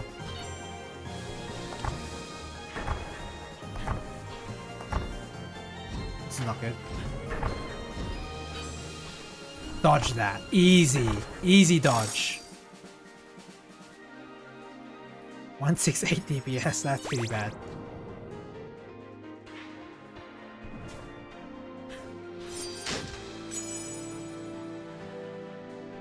Every 2 times you use a special, get flash strength. I have to remember to use my strength. Okay, I'll keep it in mind.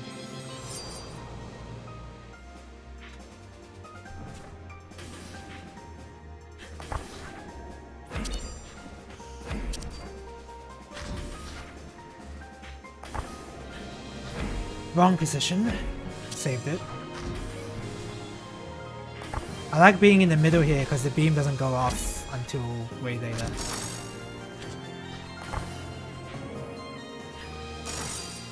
Alright. With that flash strength, if I could find something that makes my primary buffer, that'd be good. These are not really. Can I gain invulnerability? I'd rather have poison.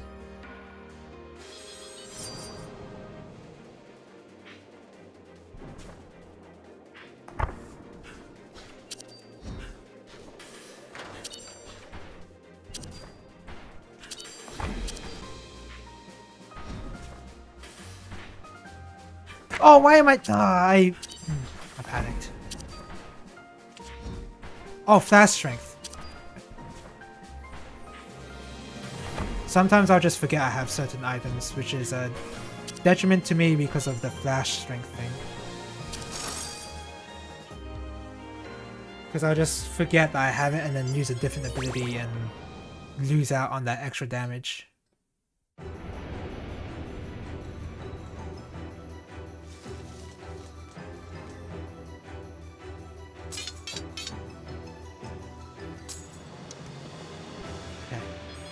The regeneration potion is apparently constant on all runs, and from every store, I think. That's what I've heard, anyway. It seems like that's the case. I don't have any reason to doubt it. Oh, flash trick! I forgot.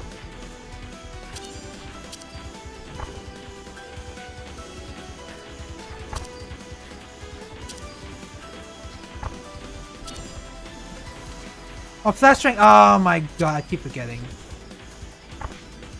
Flash strength. There you go.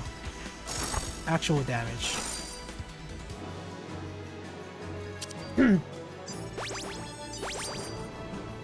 Hey, I'm doing a lot better this I would say these are oh god.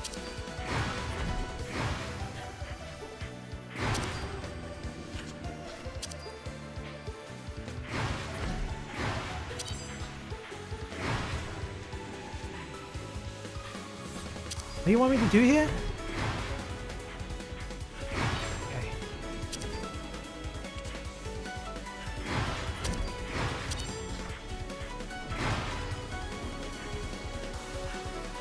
Okay. I'm getting confused in the middle of this, which is oh damn it! I wasn't looking.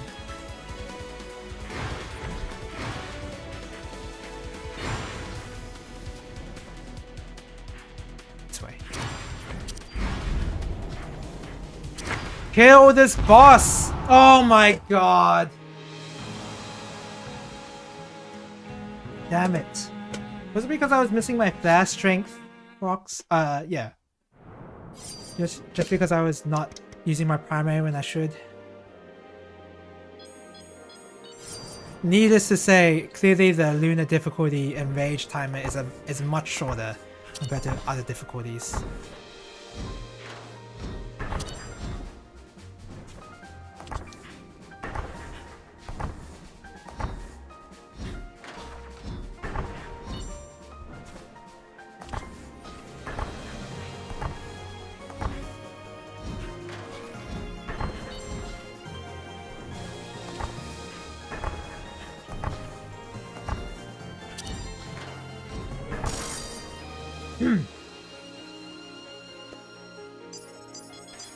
I think with some bosses the enraged timer is too strict. But that's only with certain rabbits versus certain rabbits with certain bosses. For example, one of the bosses that Druid has trouble with is Tishala.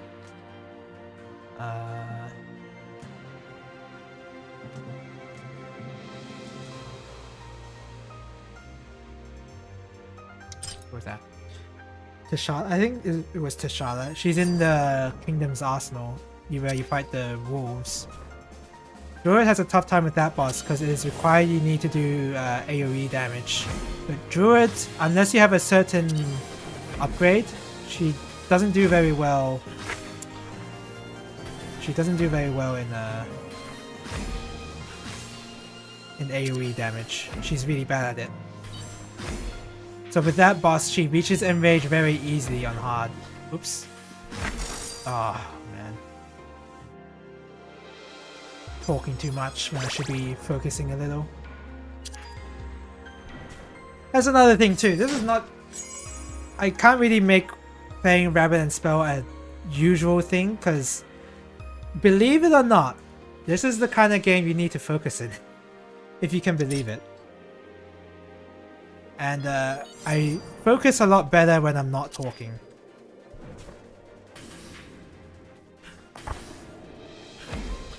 Maybe if I do like super casual runs on my card, yeah, like that's possible. It's possible to stream that. Yes, I did say hard is casual. I did say that. But on Lunar difficulty, when I'm trying to learn the mechanics, I don't think I can talk a lot.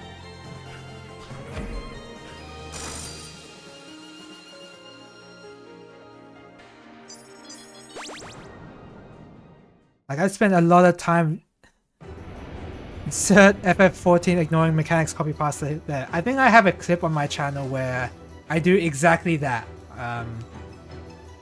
I just like talk and completely ignore a mechanic in FF14, and I immediately die for that.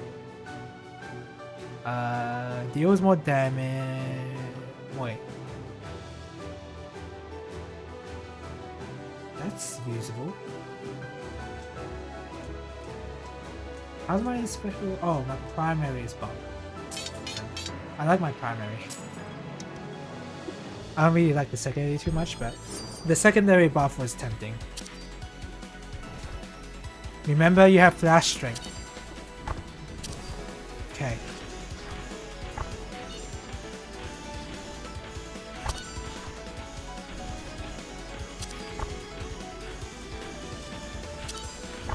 Flash strength. Okay, good.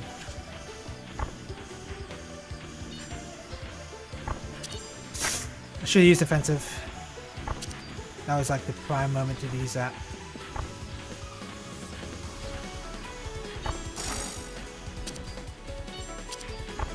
Oh, flash strength, whatever, it didn't matter, but... Hooray for regenerating HP! Pay attention.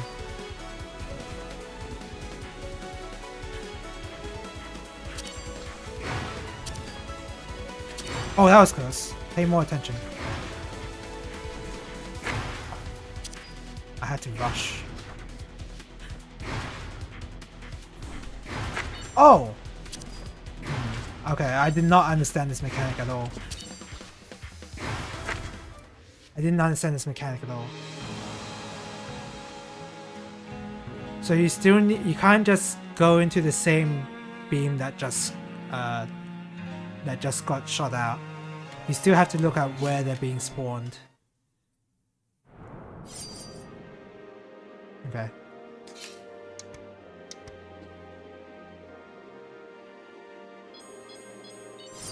Unfortunately, I don't think playing Dancer would help here. It'd be nice to have all that damage, but not when I don't know the mechanics. Nice dodge. I saw that. Oh.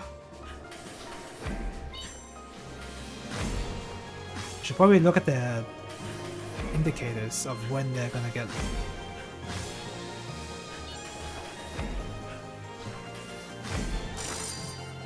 Of when the cleaves are gonna start happening.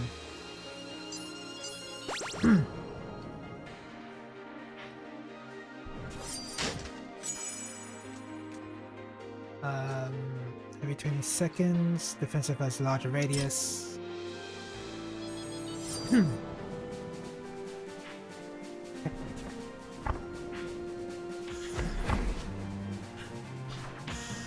Oh! Oh, I thought I didn't have enough speed.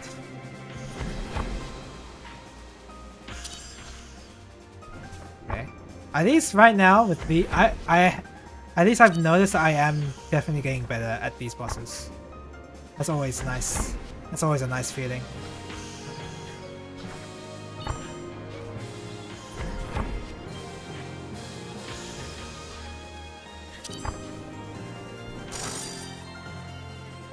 Hey.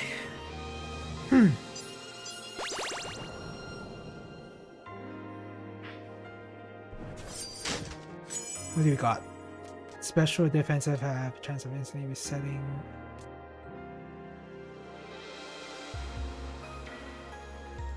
Problem is I don't have a loot item with a cooldown. I think I'm better off with that.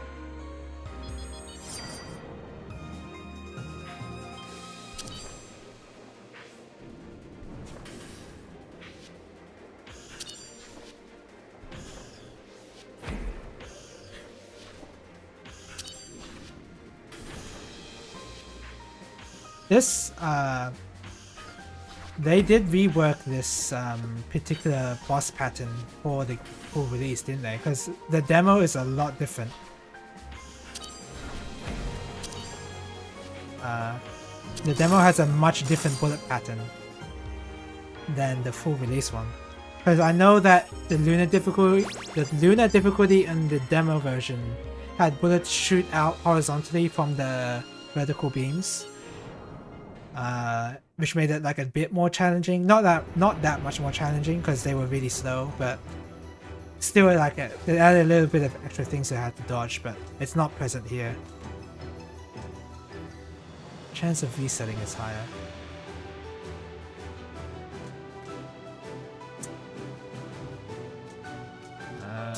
Alright.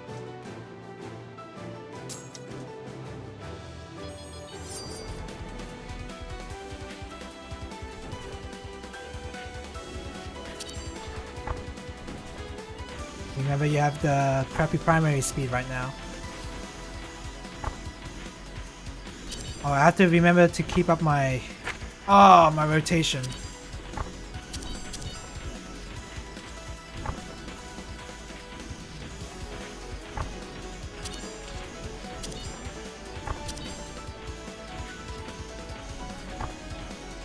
Oh, man.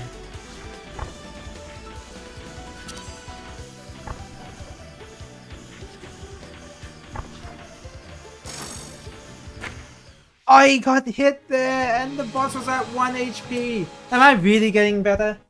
Is that really what's happening?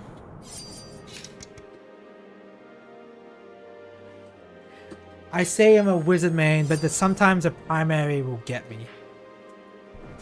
And that's a bad feeling. Oh, get in a circle.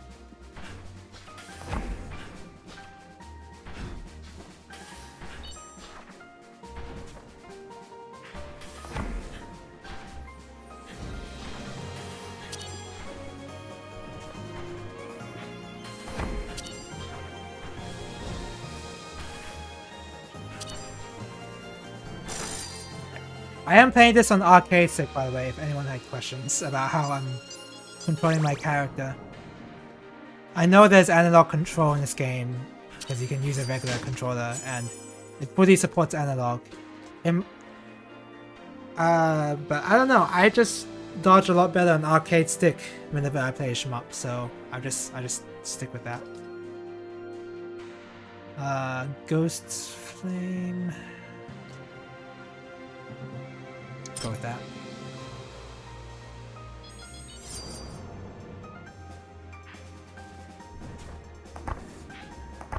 I know that Maiden and Spell, Mino's first game, supported analog control as well.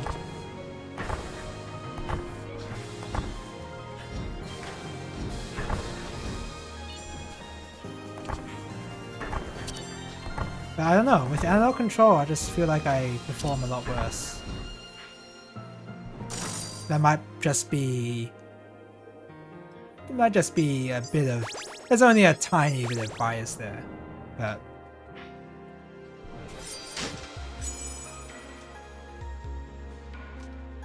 Using your defensive will grant you haste... Oh, what is this? What is this one?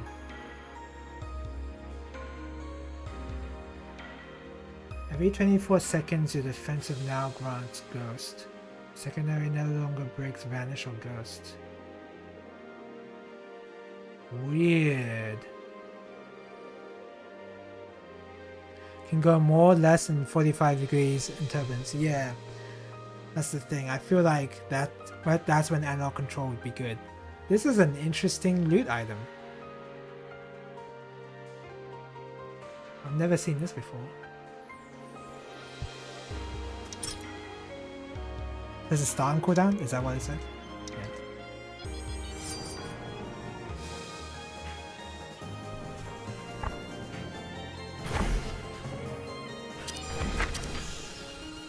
I pressed it way too late. Oh, what?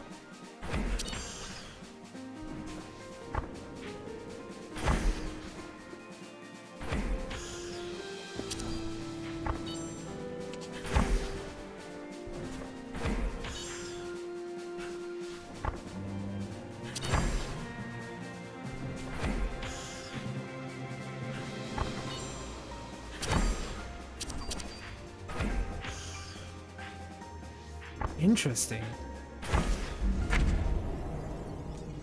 I was just more curious on how that loot item even worked. So that item would be a lot better, obviously, with characters with stronger secondaries and wizards. Actually, does wizard have the strongest one default anyway? Assassin does a bit more damage.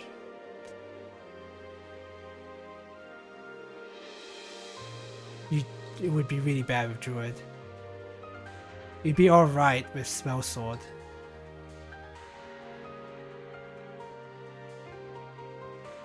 It'd be alright with Sniper. Bruiser could make use of it, but I don't know if it like really benefits all that much.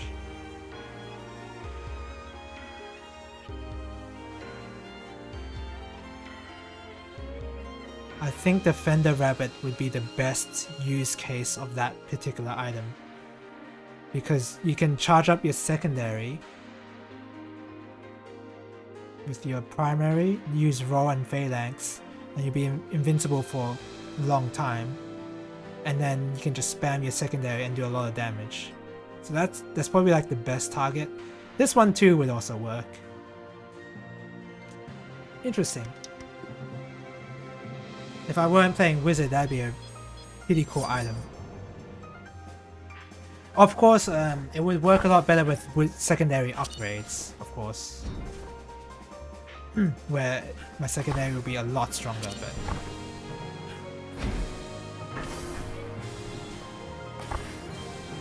Oh. Not the best position.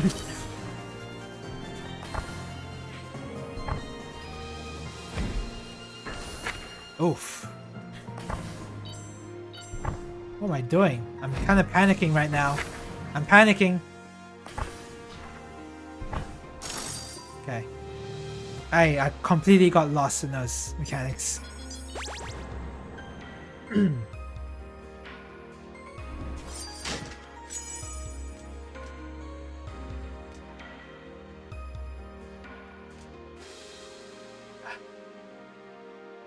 I don't really like any of these.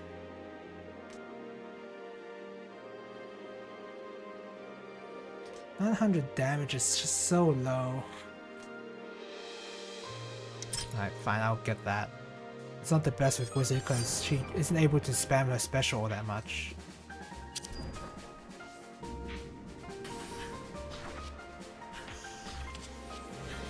So it's a bit of a waste.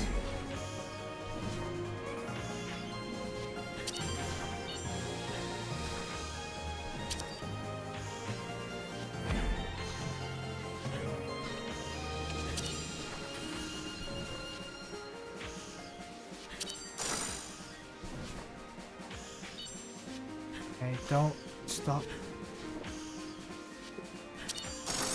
Okay.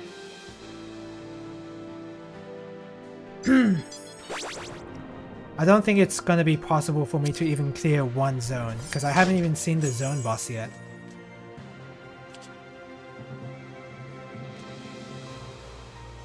Go with that.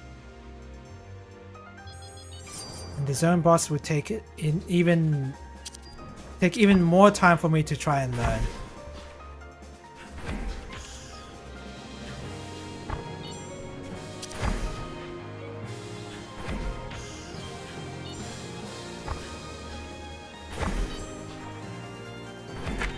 Damn.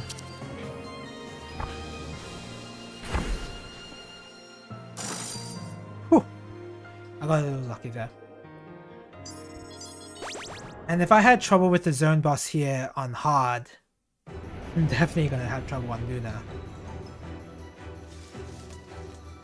In some ways, multiplayer in this game is a lot harder because of all the visual clutter on the screen.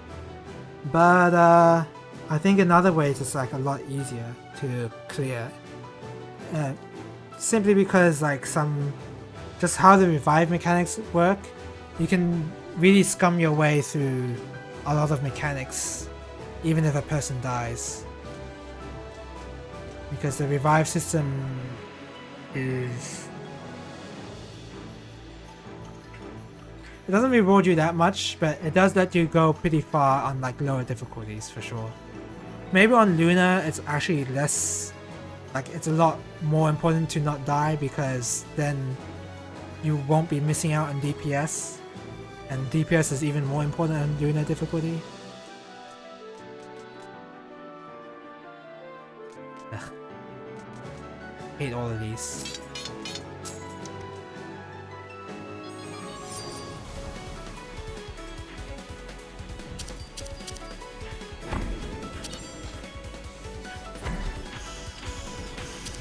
Oh! I'm not clear on how to dodge that. I mean, I need to look over when the spinning beam comes out in the middle, I'm still confused on how to dodge that, so I'm looking that up.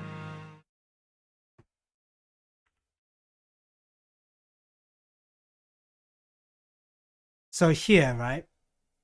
So what I figured is you move here. So, but is it possible to move in this corner?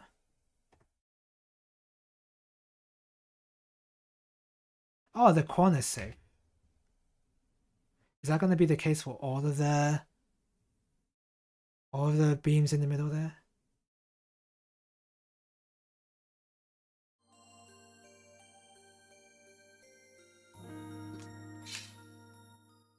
I don't know how long I'm gonna keep this up. I think I should have probably taken a break. I usually stream for about 2 hours or so. There'll be rare times when I go a bit further. Oh, expanding.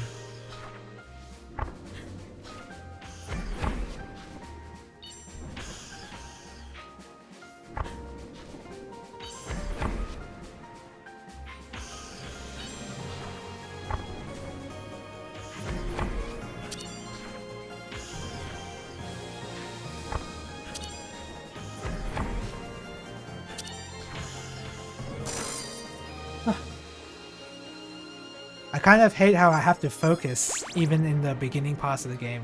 Because usually, like on the hard, when I was doing that difficulty, I can just like kind of scum my way through the first area. But here I do have to focus a little.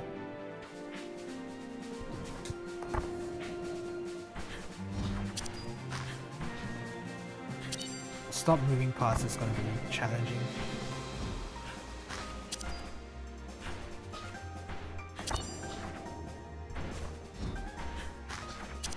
Okay. Oh!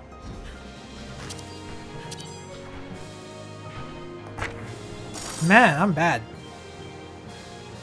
I don't know why I decided to move to the left there. I was panicking, I think. So I knew I'd get locked in there, but I shouldn't have moved.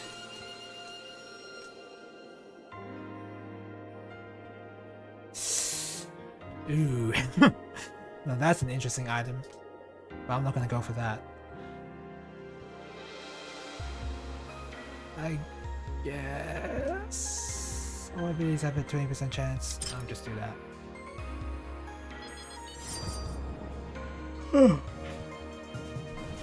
Excuse me.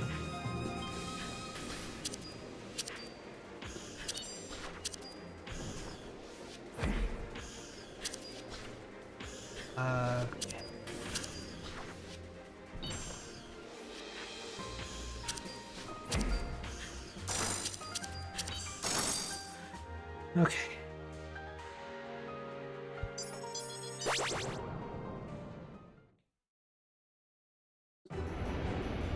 So I really want to clear these 3 bosses at least.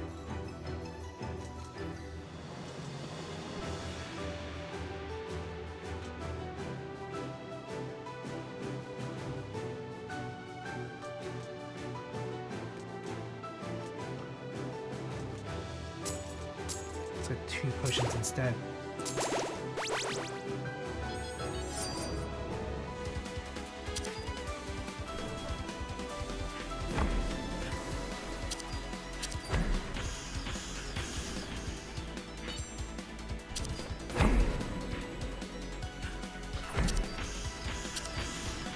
Oh my god, that was close.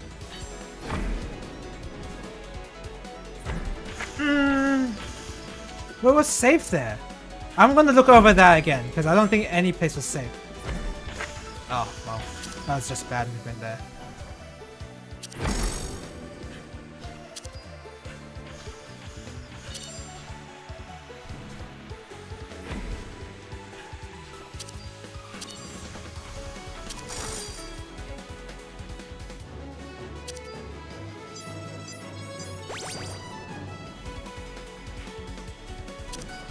Which one is this one?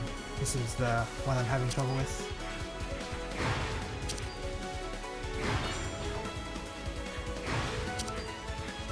No!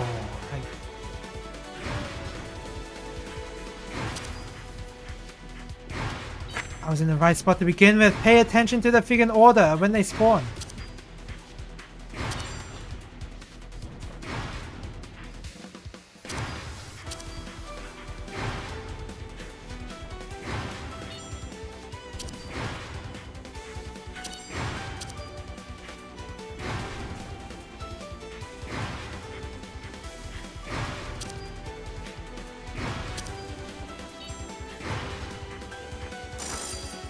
Alright. 1 HP. You're kidding me. 1 HP.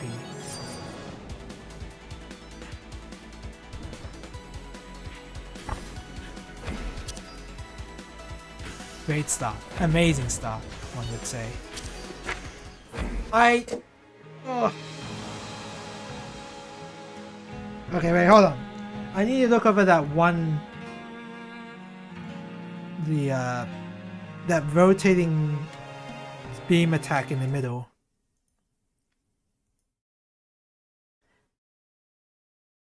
That these bosses do. Pi the golden dragon and Ku the silver dragon. So this one's easy. I got it. So this one here, the safe spot was in the corner there. Alright, right corner. I think I didn't get hit by this anyway. Yeah. This is the one I was confused on.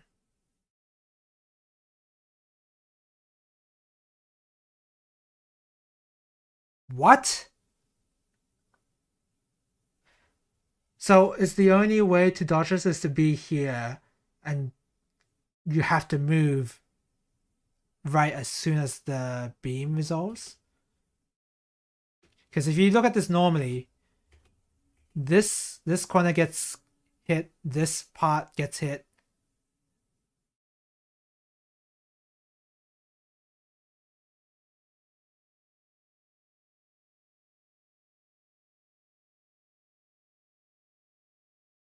So you have to be here.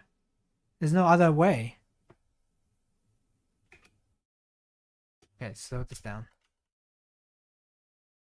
So there's a knockback. I'm imagining I'm here.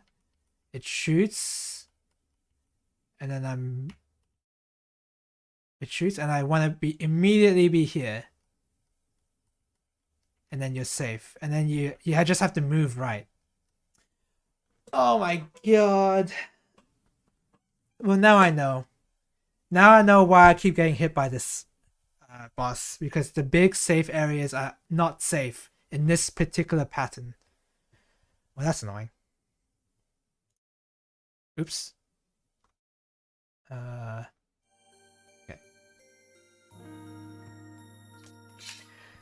Now I know. I never knew before this stream, but now I know. Oh, I'm starting to get pretty hungry. I wonder when I should stop. Pretty soon, maybe. Depends how strong my drive is to try and at least beat these bosses. Not even like the zone boss, just these 3 bosses. If I can reach the zone boss by today, that'd be nice, but doubtful that's gonna happen. Great.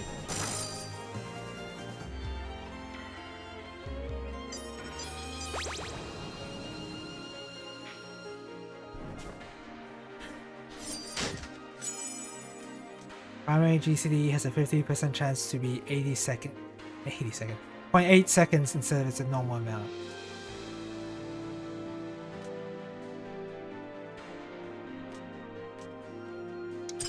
Go with that.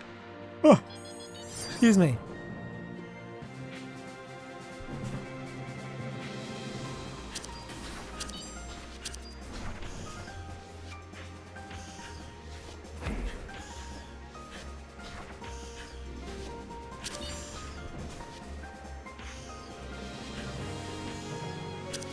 Oh! Oh god, that was close.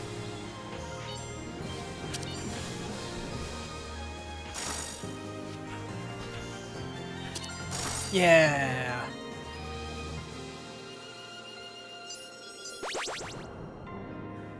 Okay. 341 DPS? Oh, because it was a group. It was 2 bosses, not 1.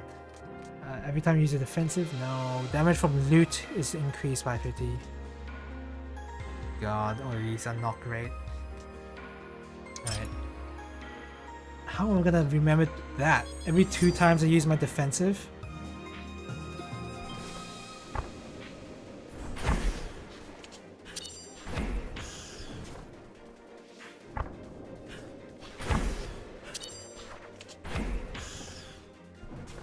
Wow, that was close.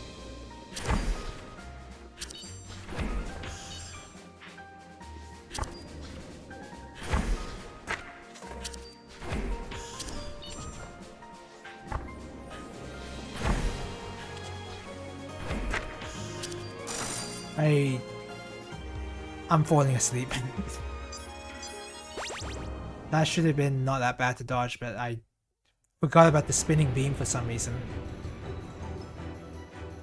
But that's how it goes in FF14 raids as well. Sometimes I will just outright forget mechanics and then I die for it.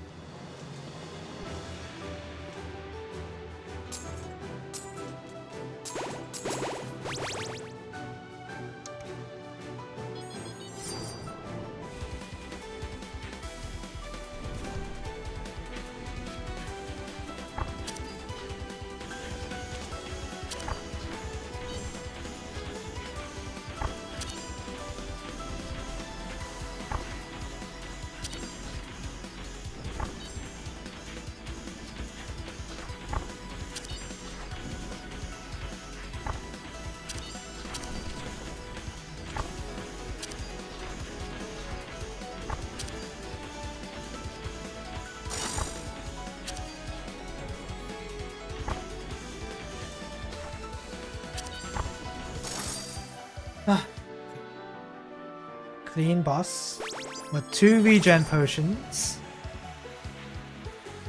Should be... oh, this one.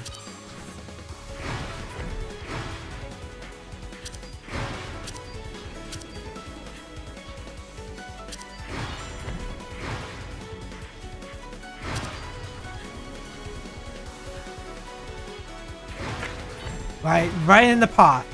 Just stay right in the path of a projectile. Very smart.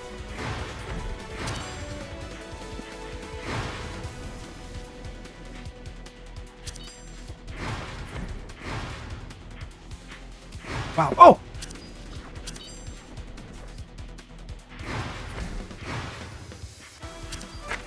Oops.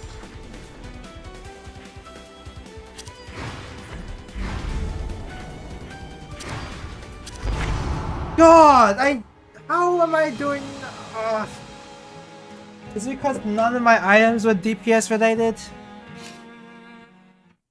God, I want to do at least one more. At least one more.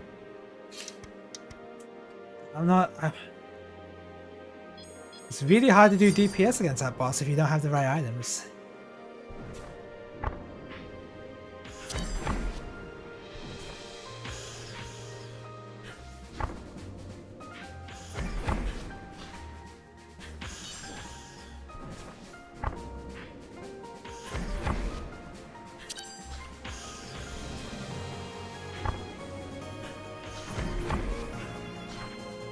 Put that me in the perfect position to dodge that.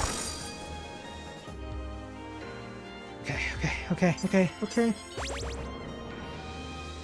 I should probably pick different rabbits just for a little bit of variety, but standing still for 1 second.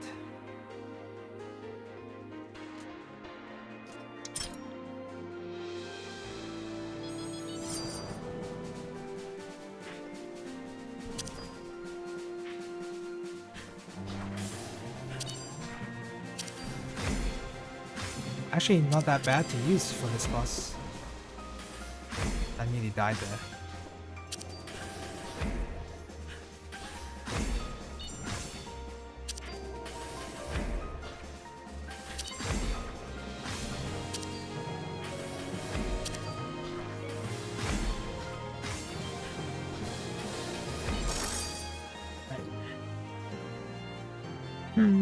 I didn't use my item to the full effectiveness, but that's fine. Just focus more on dodging. Primary does more damage, secondary does more damage, flow strength. I hate all of these, man.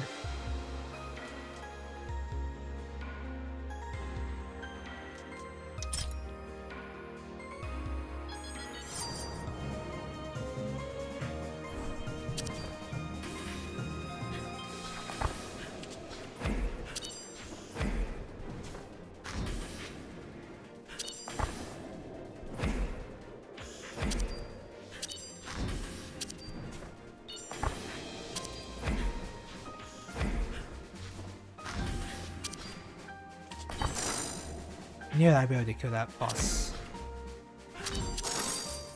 Wait. Please survive these next few bosses. I'm talking to myself here.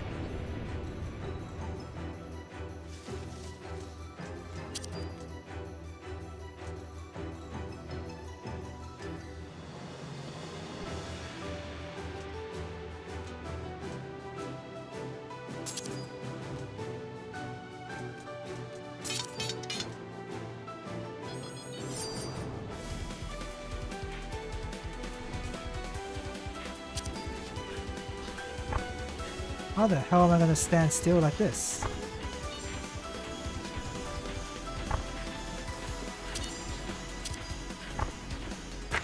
Ah.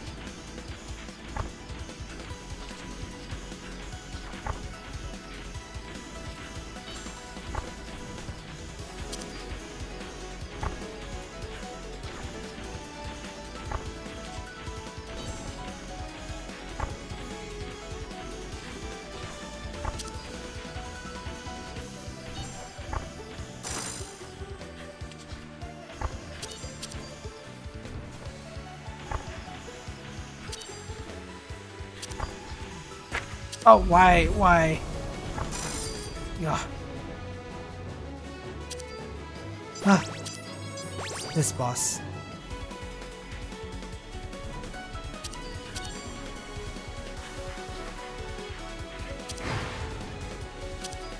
Oh, not paying attention? Don't worry about that.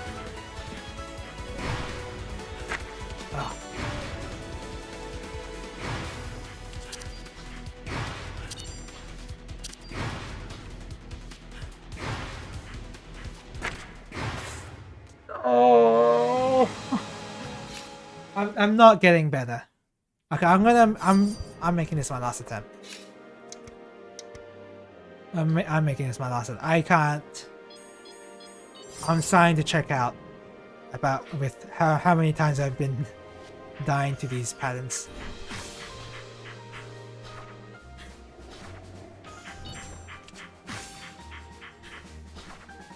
I definitely wish this had a practice mode.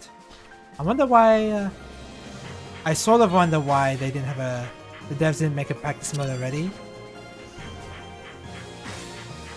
My conspiracy theory is that the dev didn't want a practice mode because they wanted to see who would be able to complete world first without a practice mode. And that now that world first is over, but practice mode is going to be one of the first things they put in the update patch. Of course, I don't know that for sure, but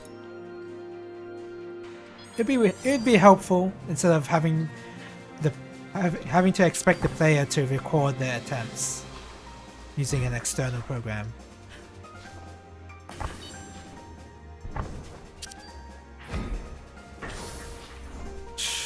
Panic. That was a panic defensive.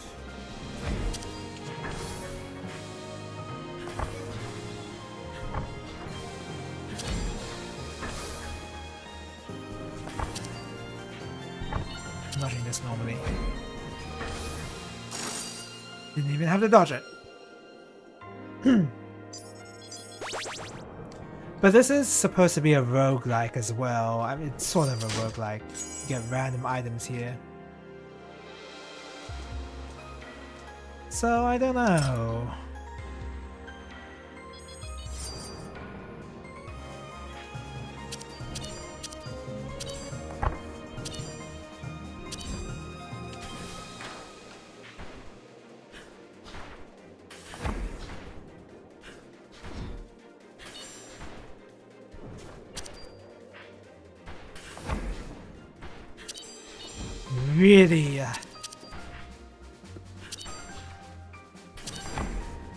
Really trying to make that as close as possible for no reason. I thought I was going to get hit there for a second with how close I was to the giant orb. See, like, my Kingdom Outskirt attempts look pretty good, and then I get to this zone and I'm struggling. What do I have? Oh, special.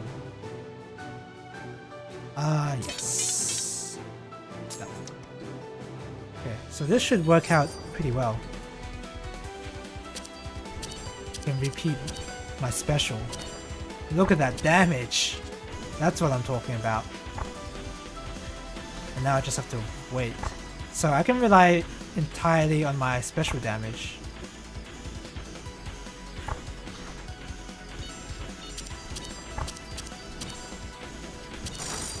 Wow! Okay, I got the strat. I got the strat. Just don't get hit a lot. That's the strat.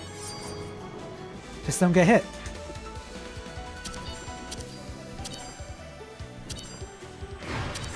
Oh, failed.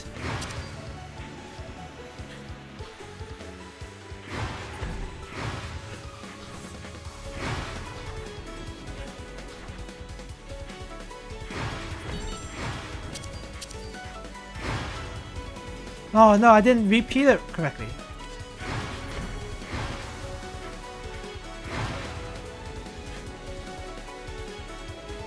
No. Oh, I didn't do it right. Ah.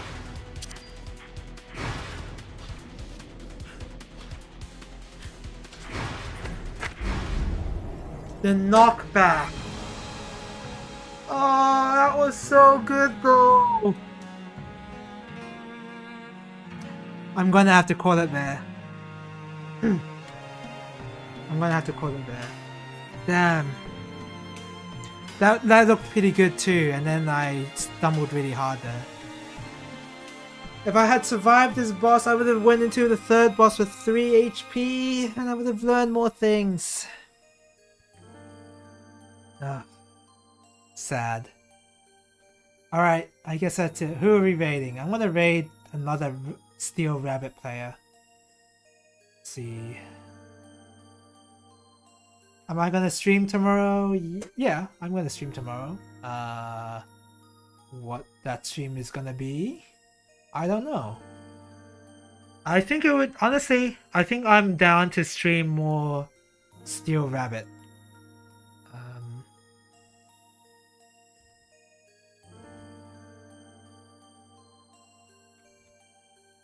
Hold on. Because I do have a FF9 playthrough ongoing, but I kind of do want to do some... I want to do some side stuff in that game, so... I don't want to show that on stream, so I just want to go through that first. Let's see, who am I streaming? Who am I raiding? I don't even know.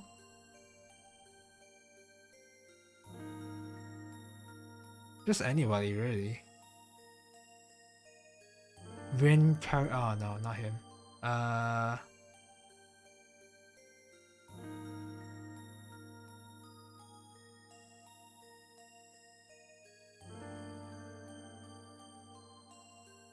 Someone's on Emerald Lake right now with a party.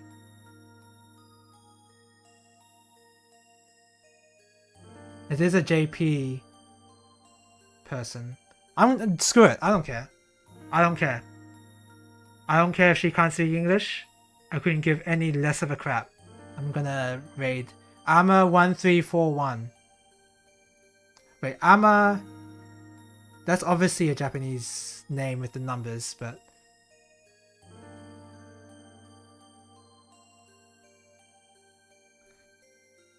Huh. There's no Japanese lyrics for Emerald Lakeside. I guess that's normal. I'm just raiding this person. Screw it. I don't care. Alright, thank you guys for watching. Probably more Rabbit and Steel tomorrow. It's not usually the sort of game I stream regularly, but FF9 is currently... I'm currently want to do some side stuff on that. I don't really want to show that on stream. But yeah, I guess that's the plan. Alright, thank you guys for watching. Bye-bye. Bye-bye.